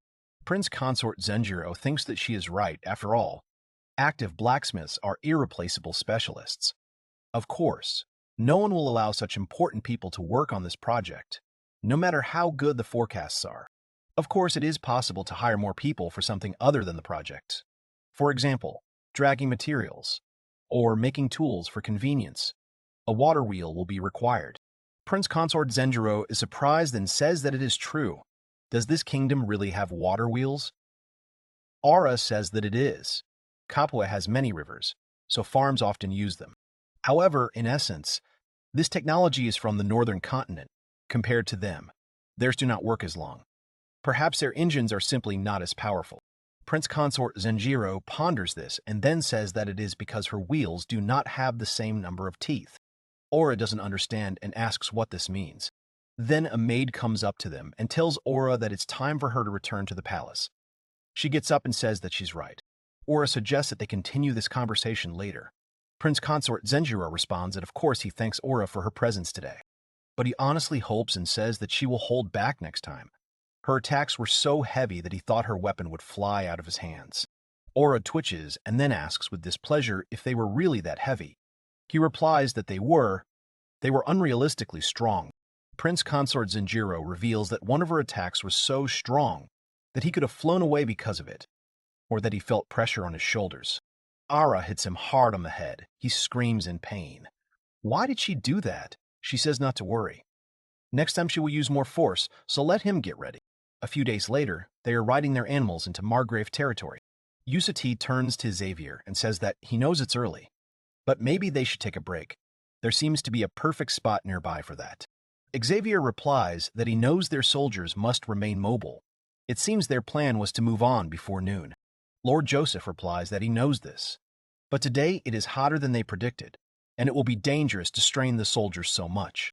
A little later, Xavier wipes the sweat off himself and says that he understands, thanking Lord Joseph for the advice. Xavier shouts to all units that they will rest on the plain ahead. It is not that far, so let them hold on. Margrave Gadgel's third son Xavier Gadgel, and this will be his first mission. The military, along with Xavier, arrive at the scene of the incident. They look on in horror. Some even groan in disgust. He says that here, it seems, are the traitors they were looking for. But even for them, this is too much. Someone starts to gag. Someone tells him not to puke. Another asks Mr. Xavier to give orders already. Xavier twitches and shouts at all investigators to carefully examine the bodies, establish the cause of the incident, and report to him, and orders everyone else to disperse and guard the area. The secretary shouts to everyone, "Have they heard?" But the first squad guard the road to the west, and the second to the east. The third and fourth squads must guard the cargo troops from behind. Someone shouts asking for the road. The investigators go. Xavier stands for a long time and then sighs heavily, thinking that he is so useless. Not only did he not think about the soldiers' fatigue until Lord Yosef said so, but he also allowed himself to be confused for a moment. He tells himself to pull himself together. What would his fallen brothers think? If he keeps acting stupid like this, then what kind of Gadgel will he be? They turn to him and say that one of the investigators has come with a report. Xavier orders to let him through. The speaker explains that after examining the remains of the destroyed cart, the bodies of the draft dragons and the merchant, they believe that the poor fellows were attacked by legion dragons. Xavier flinches when he hears this information. The legion dragon is a predator, infamous throughout the western part of the southern continent. At full height, adults are about the same size as other dragon breeds, a head or two taller than the average human. They are upright dragons with strong, springy legs for charging, killing prey with fangs and razor-sharp claws on their forepaws. As the name suggests, dragons of this species almost never hunt alone.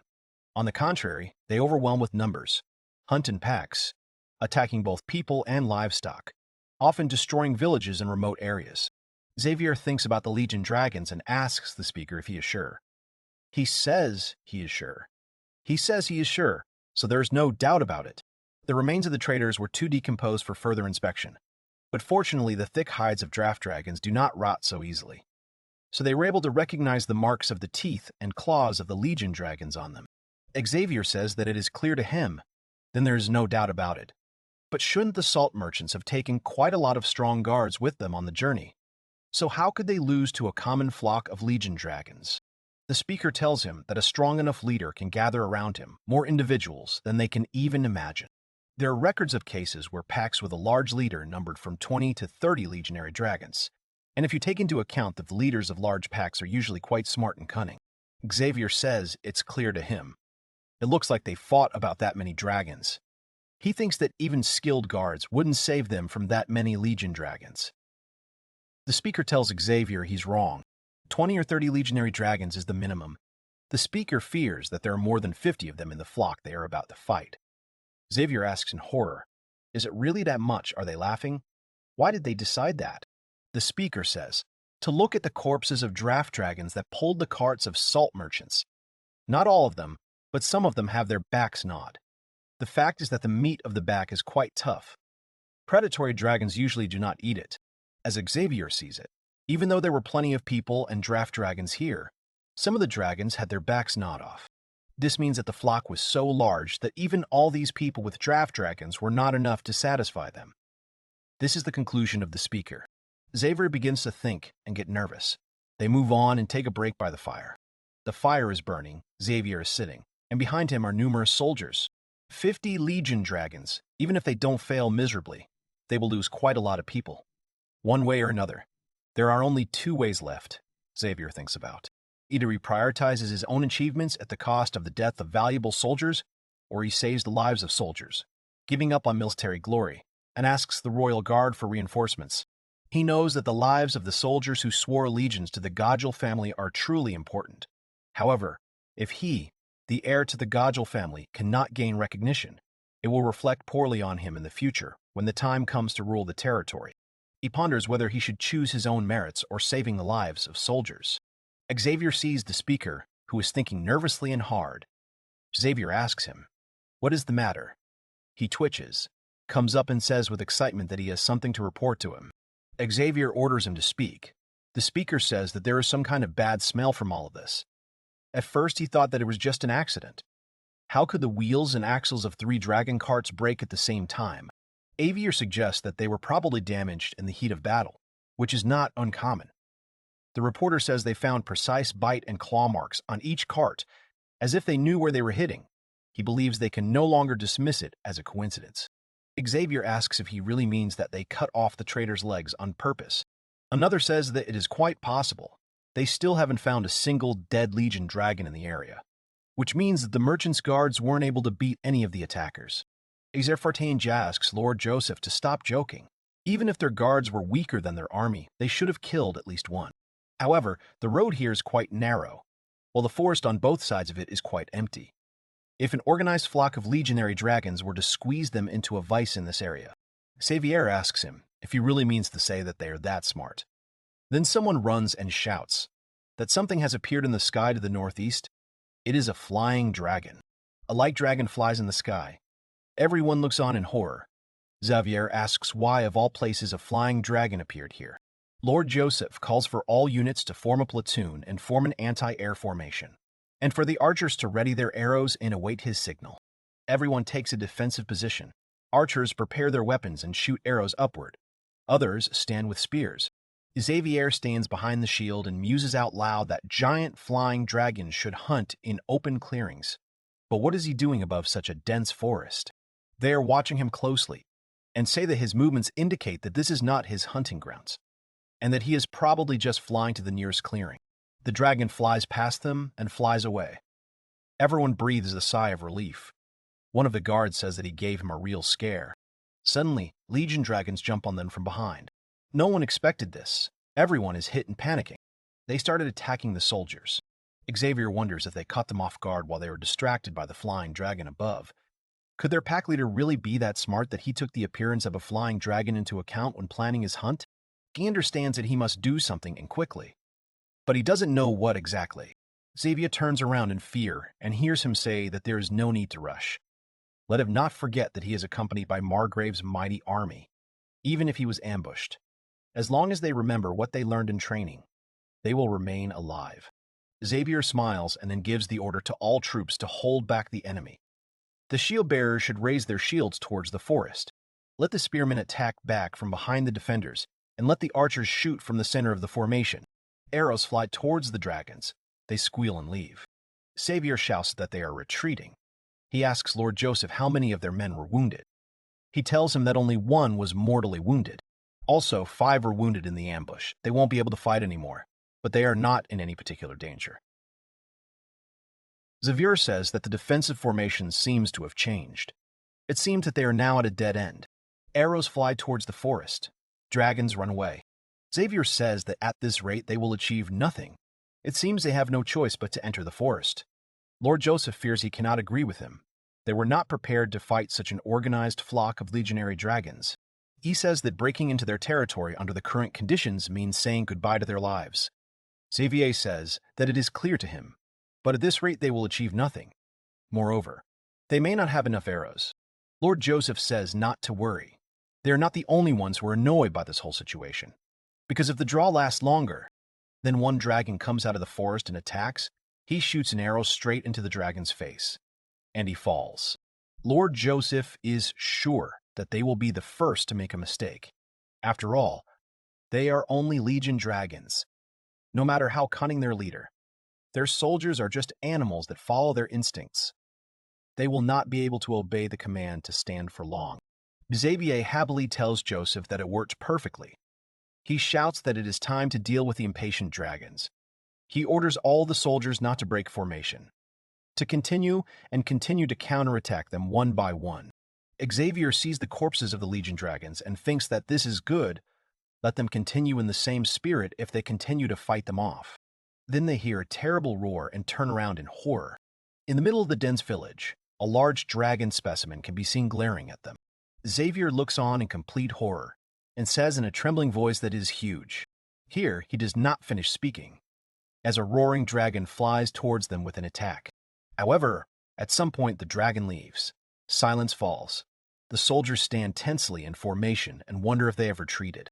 A little later, they sit and bandage each other's wounds. Someone groans in pain. The doctor asks him to grit his teeth. Xavier says they will move out as soon as all the wounded are bandaged. He knows it is asking a lot, but they should hurry. This place is too dangerous. Everyone obeys him. Xavier asks thoughtfully. So even if they fixed the dragon carts and replenished supplies, they still couldn't solve the problem on their own. Lord Joseph replies regretfully that this is so. He believes that they would have suffered considerable losses if they had sent troops to pursue them. Xavier says he realizes the campaign has failed, so he orders an immediate request for reinforcements from the capital. Lord Joseph, after an awkward pause, says that it will be as he wishes. Then they propose to move out of the Salt Road. As soon as they are ready, they should report that they have failed and ask for reinforcements as soon as possible. At this time, in the royal capital of Capua, everyone is discussing. They hope that Count Zamard understands their situation. They sent an army along the Salt Road only to exterminate the predatory dragons. So let him convey this message to the kingdom of Navala. Count Zamard replies that he understands, however, if predatory dragons have indeed appeared, then the problem also concerns their territories bordering the kingdom of Aura. So, he asks her if she would mind if they also sent a message to their kingdom about the need to watch the northern border.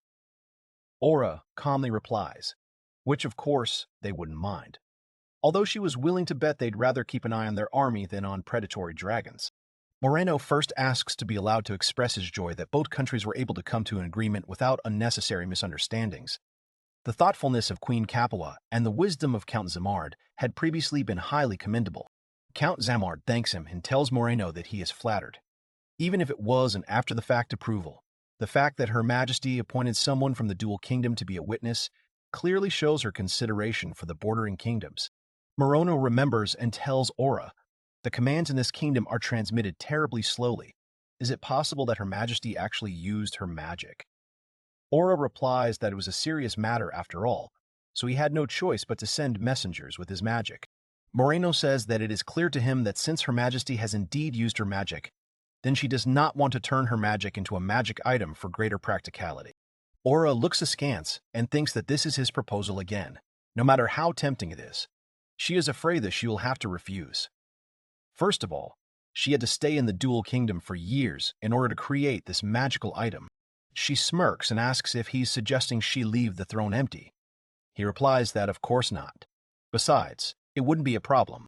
He says that to tell the truth, Prince Francesco and Princess Bona have shown interest in her after they saw the clear gem and the diamond ring.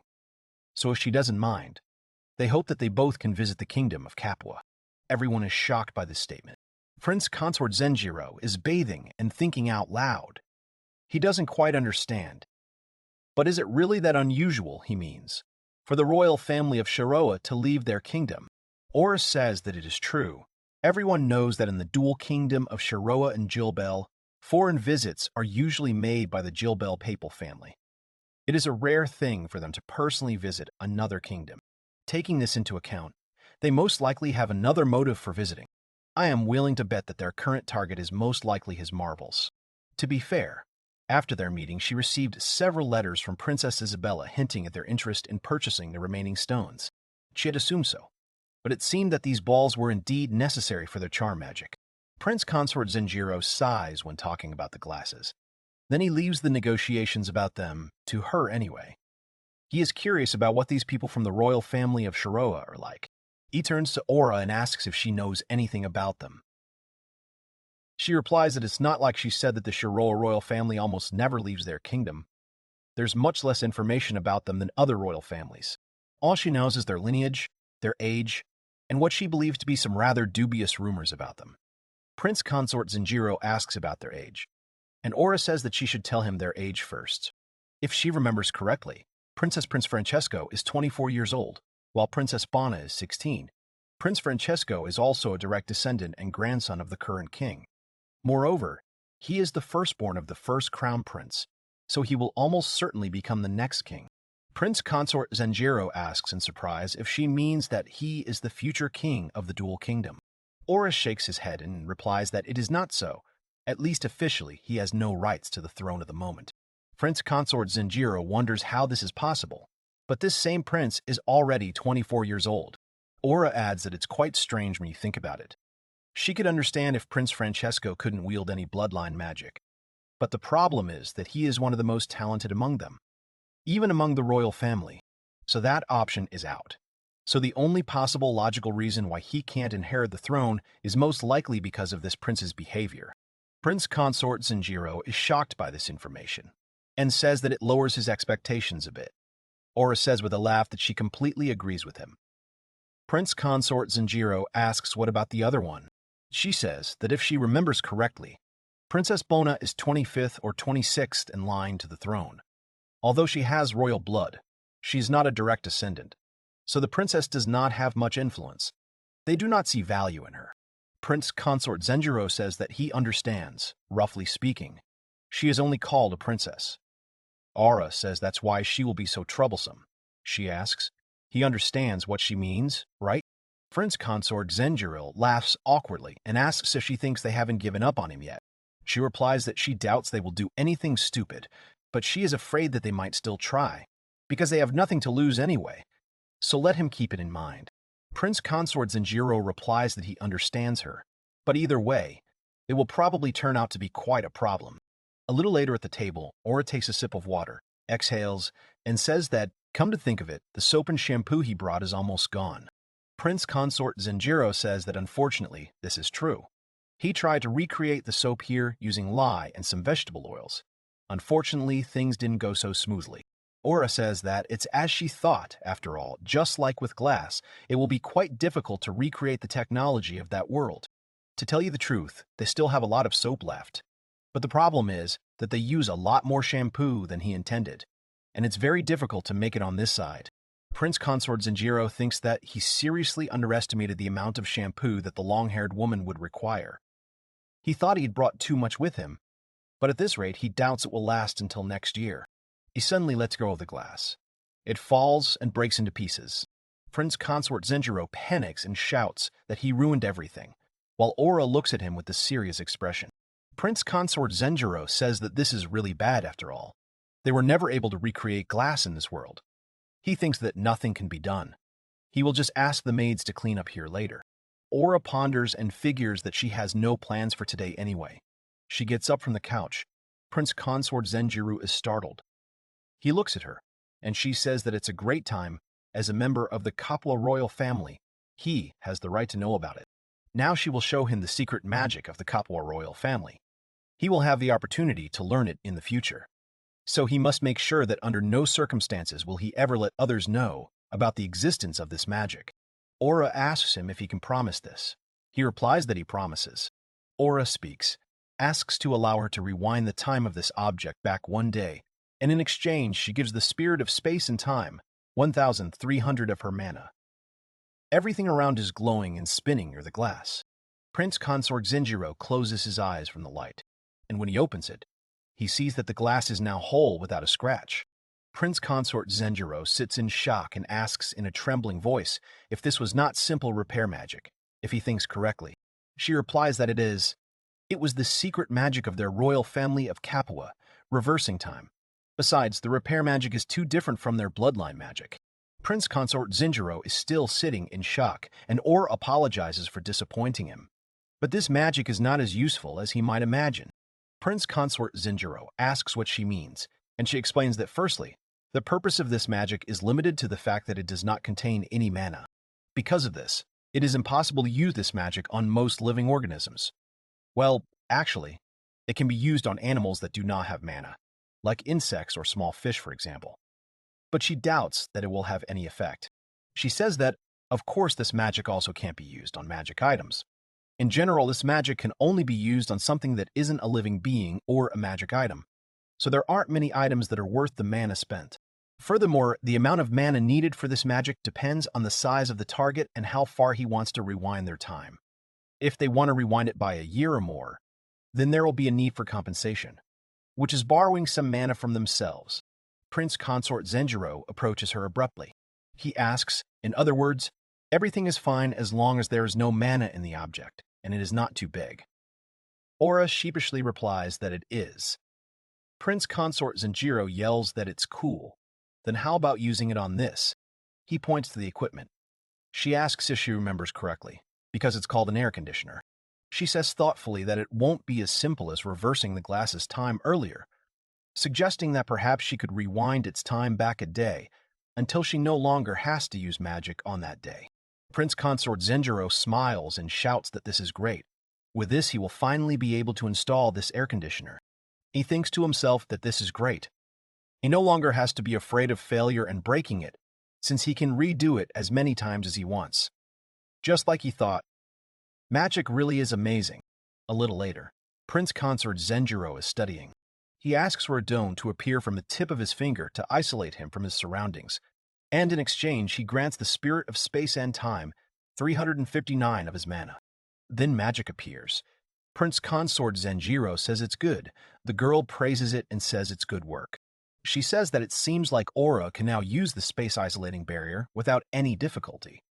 Prince Consort Zenjiro sheepishly says that this magic is more or less the easiest for him to use, as he can't control his mana output that well. The girl says that this is not true at all. In fact, Prince Consort Zenjiro is already able to control the output of his mana. She explains that the amount of mana released by people does not always have an exact value, and the amount of mana that Prince Consort Zenjiro used today was slightly more than what was needed to activate the space isolation barrier magic. Prince Consort Zenjiro does not understand and asks how he was able to activate it. She replies that he unconsciously manipulates his mana to reduce it to the required value. This time, she suggests that how about he try again without taking his gaze away from the light of his mana. He recites the same spell, and fire appears. He looks for a long time and realizes that this means he controlled his mana. The girl says that it's true. It's still a little more than necessary, but once he gets the hang of it, he'll be one step closer to becoming a mage. Prince Consort Zenjiro says that he understands, so he asks her to continue teaching him. She replies that she will do so with pleasure, and he hopes that he can continue to be useful even if she is not as talented. Perhaps seeing Aura casting her magic up close that day made him subconsciously understand the basics. Or something like that, however. As long as he couldn't properly control his mana, his dream of being able to use teleportation magic wouldn't come true. He succeeds, but immediately gets cut. He nervously and irritably says that he will not lose. He will definitely master it this year, or at least he should get teleportation magic before his next child is born. He doesn't want to feel that helpless feeling again. He'll do anything, no matter the cost, as long as it's for Aura. At this time, Aura comes to the blacksmiths. The man bows and says that it is an honor for them to see her here today. Aura demands to report their results. She heard that they made a breakthrough. He replies that it is so. According to Aura's orders, after they made a mixture of white sand, crushed roasted shells, and thrown mineral powder, exposed them to great heat for as long as possible, they finally succeeded in melting it into a liquid state. He holds out the box and says that here is the final product. After they scraped it out with an iron rod and dumped it in the ashes to cool, Aura takes a piece of glass, examines it, and then smiles. He says that this is the limit of what they can do with the current iron furnace. He is afraid that this furnace will break down, or worse, explode soon, if they continue to use it like this. Aura says that she understands that it looks like they will actually have to build this brick thing for this, but in any case, with this they have finally been able to lay the foundations for glass production. So let them continue the good work and try to increase transparency now. The blacksmiths bow and obey her. Aura remembers and asks what about the water wheels. The blacksmith asks her to come with him. They approach the structure. He says that 6 of the 10 water wheels they installed have broken down, and of the 6 that broke down, 5 were the same type as the ones they have been using until now, and the 6th was a new model. Aura says that it is clear to her and believes that all that survived were the new models. The blacksmith tells her that everything is correct. At this time, Aura examines the mechanism and the wheels themselves, thinking that her husband's knowledge simply cannot be underestimated. She remembers that he told her that mutually prime numbers are 2 numbers that have no common divisors between them except 1. Let's say, for example, 9 and 5 have no common divisors between them except 1. Therefore, they are mutually prime numbers. On the other hand, 10 and 5 have one more common factor, which is 5. That's why they are not mutually prime numbers. Aura thinks hard. She says there are a lot of words here that she hasn't heard before. She asks, finally, what is he trying to tell her? Prince Consort Zenjiro replies. In short, she will see a huge difference in the endurance of the mechanisms depending on whether the wheel blades are mutually prime numbers or not. Then he awkwardly adds that although it was just something he read in a book, from soap, shampoo, conditioner, to Arabic numerals, glass, and even knowledge of wheel blades. There is a high probability that Prince Consort Zenjiro's knowledge will have an invaluable impact on this kingdom in the future. Moreover, his legacy also includes both types of magic, space-time, and charm magic, and the day when Prince Francesco and Princess Bona will arrive is also getting closer. She hopes that this visit will not bring problems in the future. Someone comes up and apologizes to Aura. She asks him what is going on. He says that a courier flying dragon has just arrived from the southern border fortress. Xavier tells everything. The general takes out his sword and says that they came to him not to pass on the mission to exterminate the Legion dragons, but to ask for his help and be able to finish it with their own hands. The general wipes the blade of his sword. Xavier says that he misunderstood him. He knows his place. He understands that he failed his mission. The very moment he asked for reinforcements from the Royal Knights, he says that what he is asking for is permission to accompany them in their army's extermination as volunteer soldiers. The general twitches. There is a fight on the salt path. Archers shoot arrows, hit dragons, they fall. Another dragon steps on them. Xavier says in surprise, this is the power of the dragon-riding knights archers. The general then told him that he heard that the Legion dragon was getting bigger and smarter over time. If that was the case, in this case, then there was a high chance that it would become a battle of endurance. He adds that if it does come to that, then their main concern is how long their salt reserves will last. Xavier says he is absolutely right. They could probably last for 6 months if they were divided and given out in parts. But he fears it will drive up prices, making citizens more anxious. The general says that's why he has a proposal. His original plan was to deliver the salt after they dealt with the Legion dragons. But now that their army will be going with them, they'll need to change the plan slightly. He needs Xavier's army to focus on guarding the salt cart. His plan is to take the salt route by force. He believes it would be best to deliver the salt to the border town first. Of course, if they encounter dragons along the way and aren't lucky enough to kill them all, then he'll also expect Xavier's troops to fight them on the front lines. He asks him if that's okay with him. As a result, on the field, he sees how the soldiers cope with the dragons perfectly. He doesn't understand how they manage to control their upright dragons so skillfully in the midst of all this noise. Xavier calls Lord Joseph and asks if he can control the dragon like they can. He replies that he can. It won't be a problem. To be honest, it was a bit disappointing that the dragon-riding archer knights known throughout the western continent were only capable of this. But then again, perhaps he should actually praise them for this, since they had lost more than half of their men in the previous war. Xavier asks if he means that this isn't even half of what dragon-riding archer knights can achieve. He replies that it is true. If we talk about their standard during the previous war, his abilities would hardly allow him to compare with their average knight. But looking at their current standards, he is probably almost as good as their elite fighters.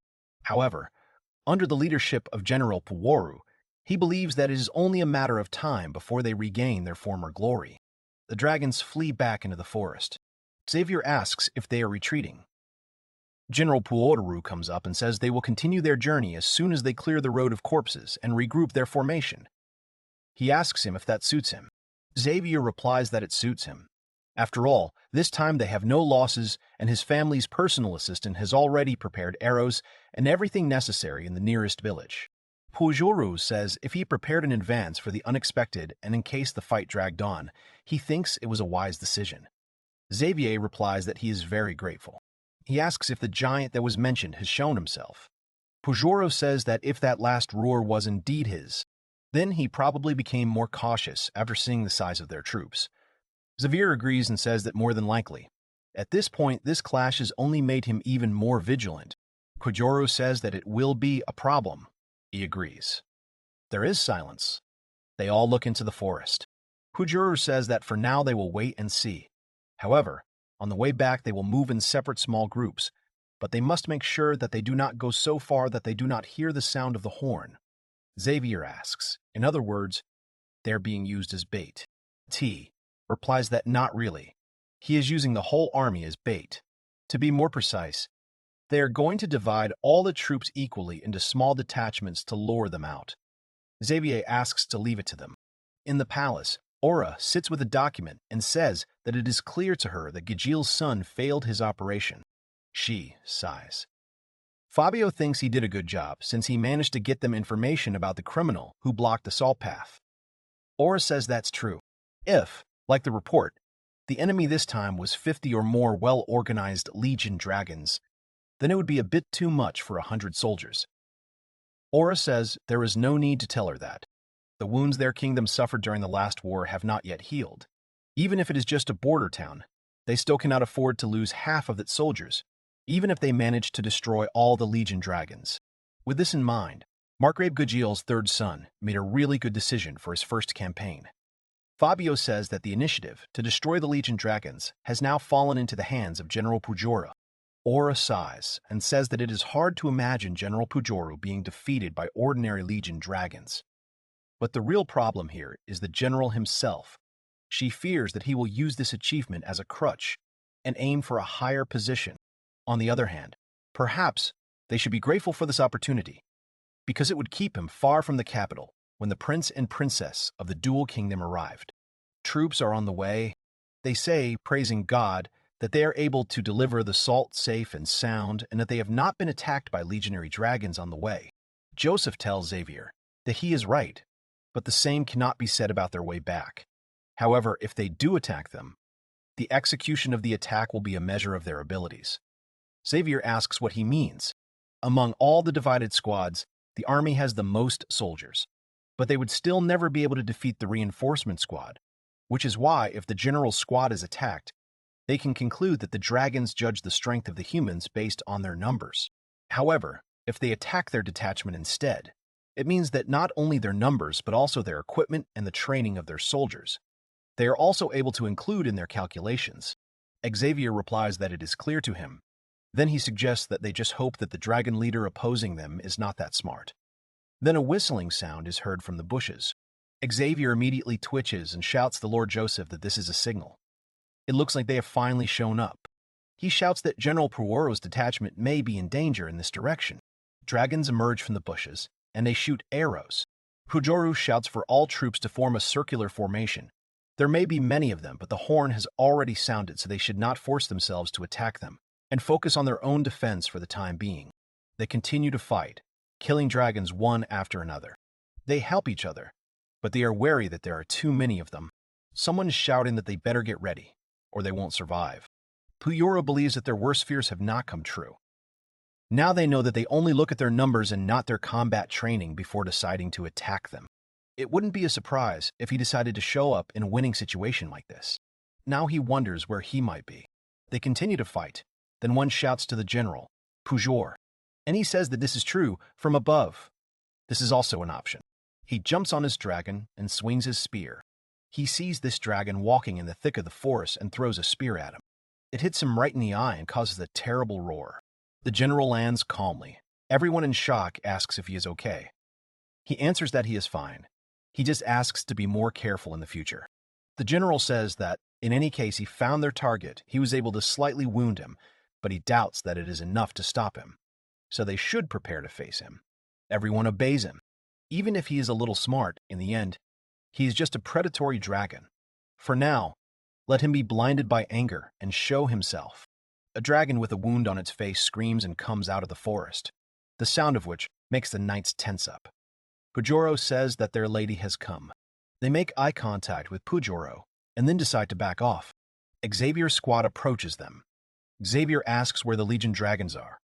Pujoro says that he was able to hurt the huge one he was talking about, but unfortunately it ran away. In any case, they will start chasing them right away. Xavier says he understands, then turns to his squad and gives the order that they too will help clear the road. There will be more manual work. Pujo tenses up and asks Xavier when they first encountered the Legion dragons, how many of them his soldiers were able to kill. Xavier thoughtfully replies that if he remembers correctly, it was 5 or 6 dragons.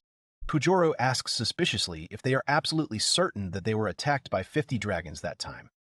He replies that they were. Judging by the testimony of his soldiers, there were around that number.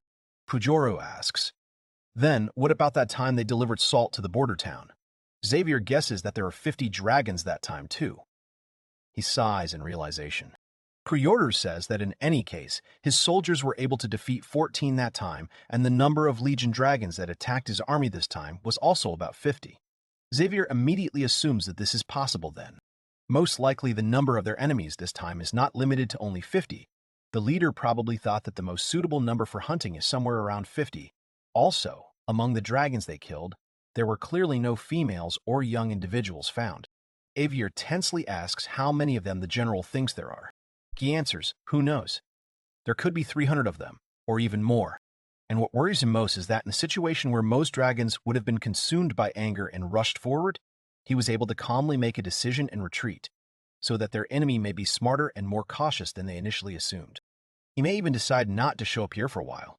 And if that's really the case, there may be a need to call for reinforcements and comb the forest. This battle could last much longer than they expected. At this time, young people are traveling on the road.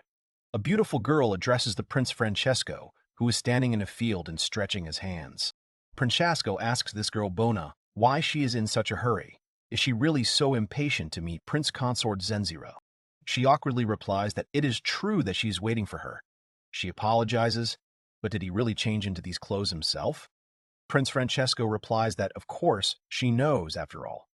They don't have as many maids here as in the palace to help him change his clothes, so he thinks he will do everything himself. She tells Prince Francesco that he wears a different sock on each foot, pointing to his feet. In Coppa, a meeting takes place in the throne room of the royal palace. Everyone looks and thinks that there were rumors, but they never thought that they would actually come. Another thinks, didn't the royal family of Shiroa sit in their kingdom for several centuries? Everyone knows they're officially here to strengthen friendship between the kingdoms, but he's willing to bet that's just an excuse. No one understands what they are trying to achieve with their charades. Prince Consort Zenjiro sits worriedly, and Aura looks at the prince and princess with some indifference. She greets them and introduces herself, asking them to make themselves at home. Prince Francesco thanks her and asks to be allowed to introduce himself. He is Prince Francesco, crown prince of the royal family of Sierra, first son of Giuseppe. He bows and says that he is very grateful that she allowed them to come and stay in Capua. Aura twitches, and everyone in the room is also in shock. Aura doesn't understand what this all means, what he's up to. She looks at the people behind them and tries to figure out what's going on and what they want. Princess Bana also introduces herself, bows and says that it is a great honor for them to meet Aura. Aura realizes, as she thought, that this prince is not as simple as he seems at first glance. Later, a feast is held, and Aura and Prince Consort Zenjiro sit together and drink a drink. Aura happily says that his liquor really did go down that easily. Prince Consort Zenjiro asks, because it's cool. At first, when it overdid the alcohol, it wasn't anything special. But after he mixed it with fruit juice, it turned out to be a pretty good drink. Moreover, he doubts that the brotherly kingdom makes such a strong liquor, so at the very least, he can mention this fact to keep the conversation going. He hopes that she can actually enjoy it. Aura apologizes to Prince Consort Zenjiro. She will have to bother him again. Prince Consort Zenjiro asks if this is about Prince Francesco. She answers that it is. Asks if he remembers what happened in the throne room. She says that he bowed his head to her. Such important people as the heir to the throne, the crown prince, should never bow to the ruler of another country. But the guards from the brotherly kingdom did not even bat an eyelid in response to this. In other words, they indirectly admitted that Prince Francesco would never become their king. Prince Consort Zenjiro asks if she means that this prince could cause trouble. Aura says that she can't say for sure, but it gives them a good opportunity to watch the princesses at today's party, and perhaps it will give them a clue as to why he really came. Prince Consort Zenjiro says that he understands this. Then he will try to dig up as much dirt as he can. Aura smiles and says that she appreciates his help. She stretches and says that it is time for them to go. She knows that the royal family is always supposed to be the last to appear, but she didn't think they'd have to wait this long. Prince Consort Zenjiro laughs and says that it was nice talking to her, though. They enter the hall together, announcing that Her Majesty Queen Aura and Prince Consort Zenjiro have arrived. They hold hands and walk forward. Everyone claps in admiration. It seems that Prince Consort Zenjiro is gradually getting used to such outings, but he must not let his guard down under any circumstances. After all, his opponents today are Prince Francesco and Princess Bona, mysterious royals from another country. Prince Francesco greets them. He asks first to allow him to express his gratitude for such a luxurious celebration arranged in honor of their arrival. Princess Bana raises her head and says that they are very grateful for their warm welcome. Aura says that is very good. Let them enjoy the feast. Prince Consort Zenjiro says that his wife is right. There is no greater joy for them than to see their guests happy with the reception they have received. Prince Francesco smiles broadly and says informally that they are all enjoying themselves very much. It is a little embarrassing to admit it, but this is his first time in another country. So much is new to him here, and it's best not to even start a conversation with him about liquors. Prince Consort Zenjiro looks at him and analyzes. If we judge him in a positive light, he is very sociable. But on the other hand, he seems rather frivolous. Aura asks if the request to visit their kingdom was Prince Francesco and Princess Bona's initiative. He says that it is, as she probably knows, they rarely leave the kingdom, so they could not miss such a great chance. He laughs and says that one can say that God sent him to them. Princess Bona panics nearby and asks him to choose his words, because he is in the presence of Her Majesty. Princess Bona tells Aura that they are very sorry, but His Majesty told the truth. He really looked forward to and wanted this trip. The same can be said about her. Prince Francesco says that this is true, and besides, one of the main goals is to meet Princess Zenjiro. He asks to be forgiven for his rudeness, but he can't help the strange feeling of kinship he feels towards His Majesty.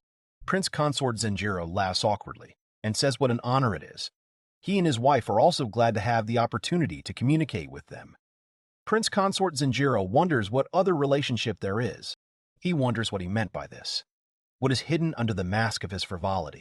A little later, Prince Francesco, without a clear mind, shouts what a joy it is to be alive, how he wants to express it in song. He starts singing in front of everyone and makes everyone ashamed of him. Prince Consort Zenjiro sees all this and thinks that it seems he has done something irreparable.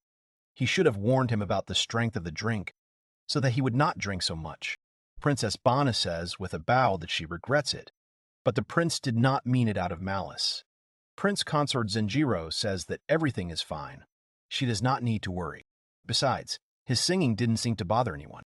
Here they heard sounds, turned, and saw court musicians. He thinks and guesses that it's all the aura. Now his singing doesn't look strange because in fact the queen herself allowed him. As expected from Aura, she saved the situation. Prince Consort Zenjiro tells Bona that Prince Francesco is indeed animated. He starts to say something, but Princess Bona notices the ring on his hand and becomes interested. Prince Consort Zenjiro replies that he approached the royal family of Shiroa to give him magical properties, and if he remembers correctly, it was Prince Francesco who took charge of it. Princess Bona confirms this, and says that after all, Prince Francesco is one of the best donors of the Shiroa family. To tell the truth, she also wanted to become a giver, but she simply did not have the ability to do so. She's quite good at crafting, but due to the difference in mana levels and giving magic, she cannot compete with Prince Francesco. Prince Consort Zenjiro narrowed his eyes. Indeed, Princess Bona had even less mana than him. It barely exceeded the minimum required for the royal family. In comparison, this guy's mana is simply off the charts. Prince Francesco continues to sing about his beautiful capital, his pearl among the sands. He thinks that he has 1.5 times more mana than Aura. Maybe he is not even at the level of Zenkichi. Princess Bona examines his ring. Prince Consort Zenjiro changes the subject and says that she mentioned she was good at crafting. Since they were talking about jewelry, he remembered that their kingdom was famous for them. Princess Bona replies that this is true, although she still has a lot to learn. But at least she is better at jewelry than magic. Once Lady Isabella showed it to her, but she asks directly, because His Majesty brought this ring from his homeland. Prince Consort Zenjiro says that it is in his homeland. When a man proposes marriage to a woman, he usually gives her a matching ring. Princess Bona says that she understands. Just think, not one, but 3 diamonds are cut so identically that you can hardly notice any differences. It turns out that it can be easily obtained in its homeland. Prince Consort Zenjiro explains that this is not entirely true after all. He had to turn out his pockets for him. Princess Bona suddenly approaches him. She asks if perhaps he knows how the metal brackets of the ring were made. There is nothing difficult about working gold, but it is the first time she has seen someone cut such fine patterns without leaving dents or damaging the ring in any way. She screams that this is nothing less than the pinnacle of craftsmanship. Every craftsman dreams of creating something like this. How can this be a common thing in his homeland? She can't believe it. It's enough to drive one crazy. She's all puff and pant and says that if he knows anything about making this ring, She begs him to share his knowledge with her. Everyone in the room is awkwardly silent and looks at them. Princess Bana comes to her senses and realizes that she looked stupid. She says she's very sorry. It was so awkward. Prince Consort Zenjiro says it's okay. She didn't embarrass him at all. He asks if she is really that interested in jewelry. He is sorry to disappoint her, but he knows absolutely nothing about the method of their production. Princess Bana asks if he really knows nothing at all. He replies that is true. He was never particularly interested in it. Besides, she knows the proverb about the incompetent. Princess Bana shouts sharply that it is absolutely not important. She is sure that any bit of information would be useful. Prince Consort Zenjiro looks at her for a long time, surprised, and then says that he understands. Maybe another time, if he has time.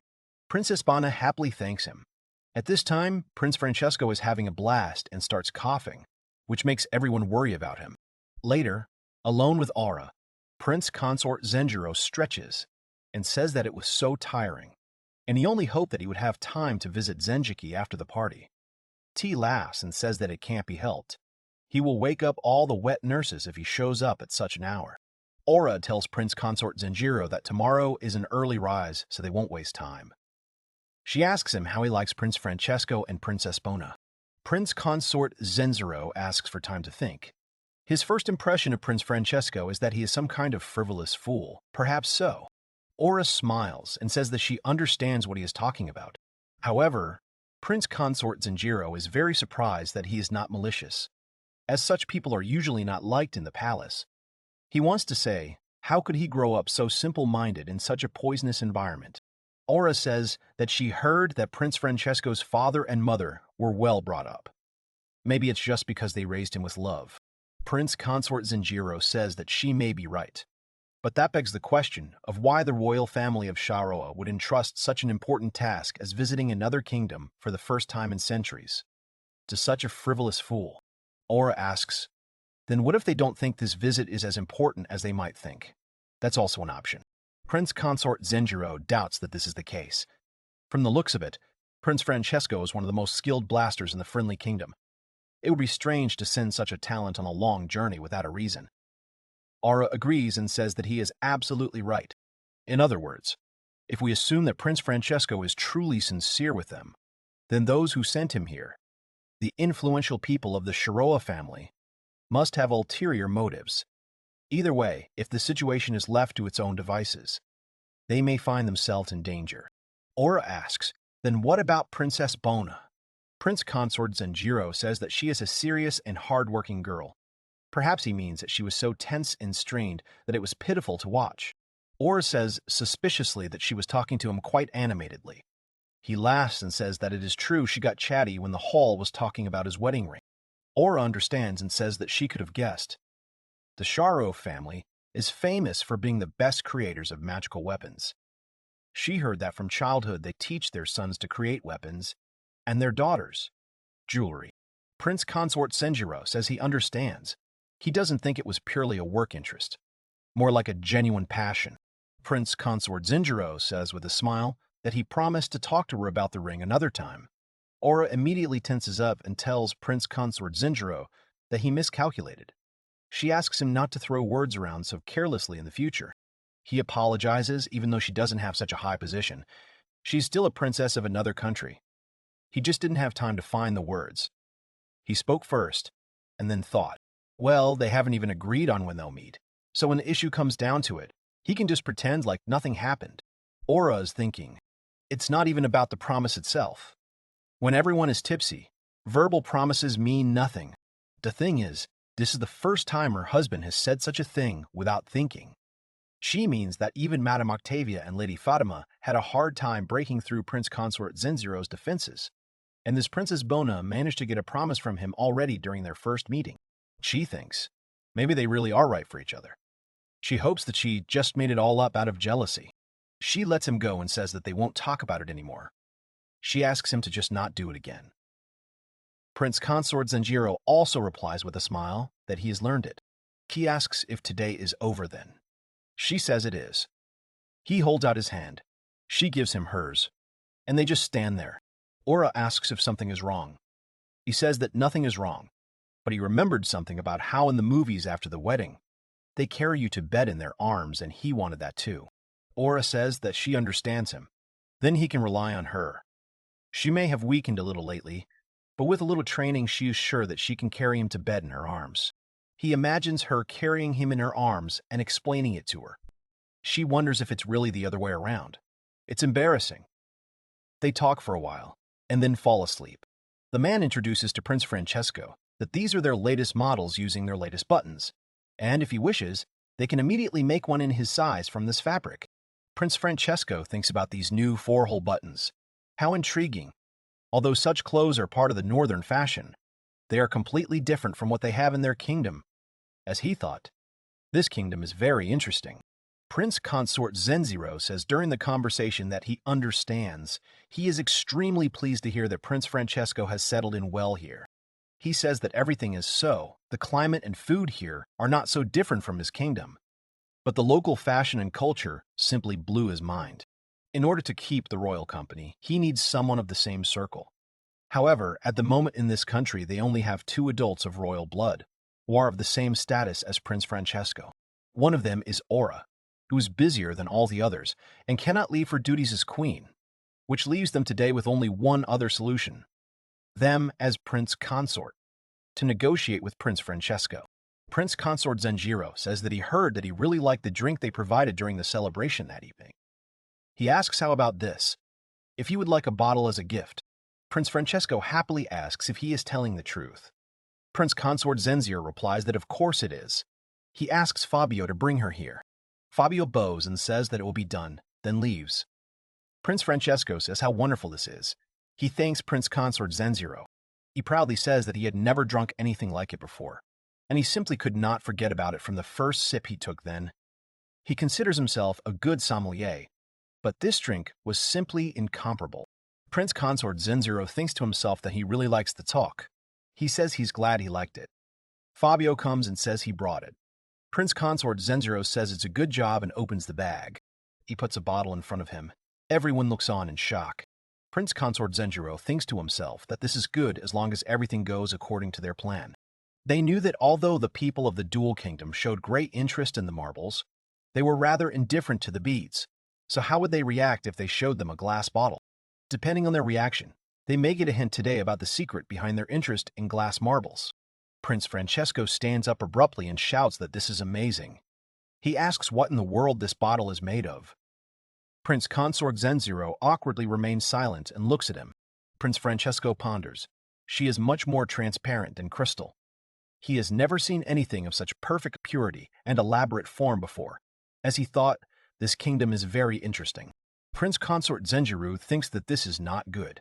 His reaction is so innocent that he can't tell whether he is happy to see the craftsman's beautiful work or whether he is simply happy because he found something that could be excellent for making magic items. I mean, he's still going to part with a very valuable bottle, so he wants to get some kind of result. He knew he should have been here with Aura. Prince Francesco awkwardly asks if he is sure he can take the whole bottle. He won't ask for it back after they finish drinking it. Prince Consort Zenjiro replies that they won't ask, so he can take the drink and the bottle with him. He puts the bottle back in the pouch and ties it in a knot. Prince Consort Zenjiro asks him to be extremely careful with it. After all, this vessel is very fragile. A relatively light fall on a hard surface could potentially break it. Prince Francesco replies that he understands. Then he will look after it very well. He adds that it is, however, a bit problematic, meaning he would feel extremely bad if he accepted something so valuable without giving him anything in return. He remembers something and asks if he would like to personally make a magic item just for him. Prince Consort Zenjiro is surprised by this proposal. Based on what Aura heard during their visit, Prince Francesco and Princess Bona must each provide a magical item as compensation for their stay, as well as permission for their guards to remain armed inside the palace. Prince Consort Zenjiro says that it is a very tempting offer, but he heard that creating a magic item takes a huge amount of time, and besides, he already promised to create a magic item for them earlier. Francesco remembers and awkwardly says that he is right, and they too cannot stay here forever. He thinks. Then he mutters under his breath that, although it wouldn't be such a problem if he had the transparent gemstone with him, Prince Consort Zenjiro looks at him in horror. He lets out a silent scream and jerks from his place. Prince Consort Zenjiro wonders if this prince has gone mad, Shouldn't this be a top secret? His heart is pounding wildly. The ability of the transparent gemstone to significantly reduce the time it took to make magic items was nothing more than a rumor, but the prince simply admitted it in broad daylight, as if nothing had happened. He wonders if it is possible that this prince is really just an ordinary, thoughtless fool. Then the servant asks for forgiveness. Prince Consort Zenjiro puts on a calm face and asks what is going on. He is told that Princess Bona has arrived and is asking for an audience. He asks if he should let her inside. Prince Consort Zenjiro begins to wonder, since he mentioned it, why Princess Bona, who should be looking after the prince, is not with him now. Prince Consort Zenjiro asks Prince Francesco about this. He says that he felt very sorry for Bona, who always had to accompany him, so he came without telling her anything. But who would have thought that she herself would come for him? He begins to laugh heartily. Princess Bona is very sorry for such a sudden visit. Prince Consort Zenjiro says it's okay, she doesn't mind. Besides, he has no reason to send her away. Princess Bona says she's very grateful. Prince Francesco says he doesn't quite understand, but she's lucky. Prince Consort Zenjiro thinks to himself that he would like to dig deeper into his interesting glass. It seems it would be better to change the location to one where they can communicate more freely. Prince Consort Zenjiro says it is time for tea. He asks if they would mind if they continued their conversation in a more casual place, like their gazebo in the garden. They all sit down at the table in the garden. They say how clean and cool it is here. Prince Consort Zenjiro says that it is after all. It was built so that a cool breeze would blow from the fountains in the gazebo. Prince Consort Zenjiro says that, however, the noise of the water here is a bit of a problem, as it makes it quite difficult for outsiders to hear their conversation. He asks Prince Francesco what he meant when he said that the long time it takes to make magical items will not be a problem, as long as they have the transparent gem in their hands. Bona, in horror and shock, begins to cough. Consort Zenjiro doesn't particularly want to offend them by sticking his nose into something that isn't his business. He also can't afford to achieve too much due to his position. It's an act difficult, he'll just continue to ask them directly. Princess Bona asks the prince in horror if he really said that. Prince Francesco smiles and says that it looks like he let it slip. She screams that it's not funny. It's the biggest secret of their royal family. Prince Francesco says that it was a secret, so he asks Prince Consort Zenjiro to keep it just between them. Princess Bona screams in panic that it would do them good if Prince Consort Zenjiro kept this a secret. Let him think it was over as soon as he found out about it. Prince Consort Zenjiro smiles softly. Prince Consort Zenjiro thinks how young and naive this is. If his statement was nothing more than a bluff, then Princess Bona herself might have been the one to leak important information. The hero asks them to calm down. He knows it won't help much given his position. But Prince Francesco only muttered it quietly, so he doubts anyone else could hear it. So why don't they talk about something constructive instead? Princess Bona blushes, bows, and asks to forgive her for her rudeness. Prince Francesco thinks and says that since it has come to this, what is done can no longer be undone. He asks how about this. If they are given this stone, he is sure that they will be able to significantly reduce the time needed to make a magical item especially for him. Prince Consort Zenjiro understands, as he thought, that this prince is not just a naive fool. He says that he understands their situation. But why does it have to be that glass? That is, he means that precious stone. He says that. Besides, he heard that the Dual Kingdom has the most advanced jewelry polishing technique in the south. So wouldn't it be easier for them to create something similar? He fears that he is greatly overestimating the skills of their country's jewelry craftsmanship. Even with their country's polishing techniques, he doubts it would be possible to polish the transparent material into such a perfect ball shape. He turns to Bona and asks for some kind of confirmation of his words. She sighs sadly and nods. She says that it is true. To be precise, there is no one in the Dual Kingdom who is capable of such a feat.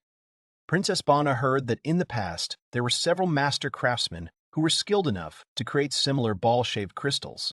However, not only were their chances of success very low, it also took a huge amount of time to complete one. So they could only complete 3, maybe 4 in their entire lives. Prince Francesco says with a smile and great joy that naturally the difference will be like heaven and earth. Like, for example, with that stone that Lady Isabella received earlier. He is sure that they could complete the basic enchantment of the 4 elemental magics within one day. Princess Bonnet looks at him in horror and fear. Prince Shasko says that in the end what matters most is the color and shape of the jewels. He asks Bona if that's true. She has already accepted his words and is just trying to gather her thoughts. Princess Bona replies that this is true. The more transparent the stone, the easier it will be for Mana to pass through it during the enchantment process. In fact, this is the reason why gems are considered the best material for enchantment magic. As for the form, she begins to think hard, but it looks more like she is shutting herself up. And Prince Consort Zenjiro looks at her questioningly. Princess Bona sighs and says she's very sorry. It seems she got too carried away with the explanation. She remembers and asks if he is also interested in this whole process. Prince Consort Zenjiro thinks and understands. It is clear to him. This is how he wants to get out of this. She wants to make him say that he is interested in all this. Prince Consort Zenjiro is almost certain that if he agrees to this, they will be able to twist the fact that Prince Francesco himself let it slip into something like he told the secret because Prince Consort Zenjiro showed an interest in it. Since he had noticed her intentions, he would rather back off now than get into trouble later, although he also shouldn't push them too hard and turn it into a diplomatic conflict. He puts his hands in front of him, making fists. He says with a smile that he can't say he's interested, although it does seem like an interesting topic to talk about. He's a little embarrassed to admit it. But he's not very knowledgeable about magic. He was only able to awaken his mana sense quite recently. He fears that if they continue this conversation, he will only make a fool of himself and disappoint the two of them, though it would be a completely different story if Queen Aura were here with them, as Prince Consort Zenjiro believes. In his head, he thinks to let them end this conversation for now, under the pretext that even if they share more information with him, with his position, he cannot guarantee them any rewards. So he asks them to discuss this further with Queen Aura. Princess Bona looks at him for a long time, understands that this is a failure, and briefly says that it is clear to her. Then it is okay if they continue this conversation for the time when Her Majesty Aura is present. Prince Consort Zenjiro nods his head. That of course he will. He will gladly convey it to her. Prince Francesco looks at Princess Bona, who breathes a sigh of relief.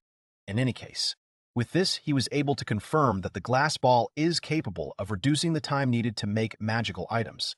He believes that this information alone is worth more than one bottle of this drink. On the way, the disgruntled Princess Bona begs Prince Francesco to refrain from committing such acts. He apologizes and says that she seemed very busy lately, so he was very worried about her. In the future, he promises to be more careful. Princess Bona asks him again. He says that he means that it is not such a big deal, and his father and grandfather said that he can tell them about the secret of the kingdom, if he can get his hands on the stone. He winks at her. Princess Bona covers his mouth with her hands and again asks him not to speak so carelessly and so loudly about something so important. He freezes in shock. Princess Bona says that was not what the Crown Prince and His Majesty said. It was in order to do whatever it took to get the stone. At worst, they would not blame them if their secret had to be revealed. They never said they could just go and throw their secrets around. He laughs and says that's why she's still a naive little girl. He tells her that she underestimates how well his father and grandfather understand him. They already took into account that he might let the cat out of the bag, from the very moment they told him about it. Princess Bona looks at him questioningly, and does not understand. Francesco proudly and smugly shouts that, after all, both his father and grandfather know perfectly well that he is not smart enough to remember all these small details. Princess Bona sighs wearily and tells Prince Francesco with regret that this is not something to be proud of. Then she notices something and looks at his hands. She asks what he is carrying so delicately in his hands all this time.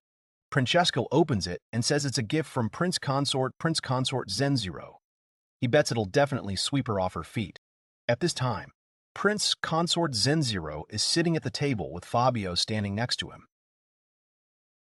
Prince Consort Zenjiro sighs tiredly, and Fabio asks if he can take up some of his time. He looks up and asks if something is wrong. He replies that it is. It is about what he did earlier. He says that when they moved to the gazebo in the middle of their negotiations, he believes it was to discuss a very delicate matter. Prince Consort Zenjiro replies that he is right. It was extremely secret information about the dual kingdom. To be honest, he himself could not have imagined that Prince Francesco could let slip such an important matter. He looks up and tells Fabio that this is definitely not something he can reveal to him. He promises that he will tell Aura later, so he asks Her Majesty herself if he really wants to know about it. Fabio looks around and briefly answers that it is clear to him. An awkward silence ensues. Prince Consort Zenjiro suspiciously asks him again what is wrong. Fabio turns to him and says that he fears that they may have been deceived. Prince Consort Zenjiro does not understand what this means and asks what he means. At this time, Prince Francesco and Princess Bona are sitting in another room. Prince Francesco shows a gift from Prince Consort Zenjiro, and she shouts about these precise and clear lines. What truly divine cutouts! Talking about a bottle with a drink. Prince Francesco awkwardly asks her to try not to break it.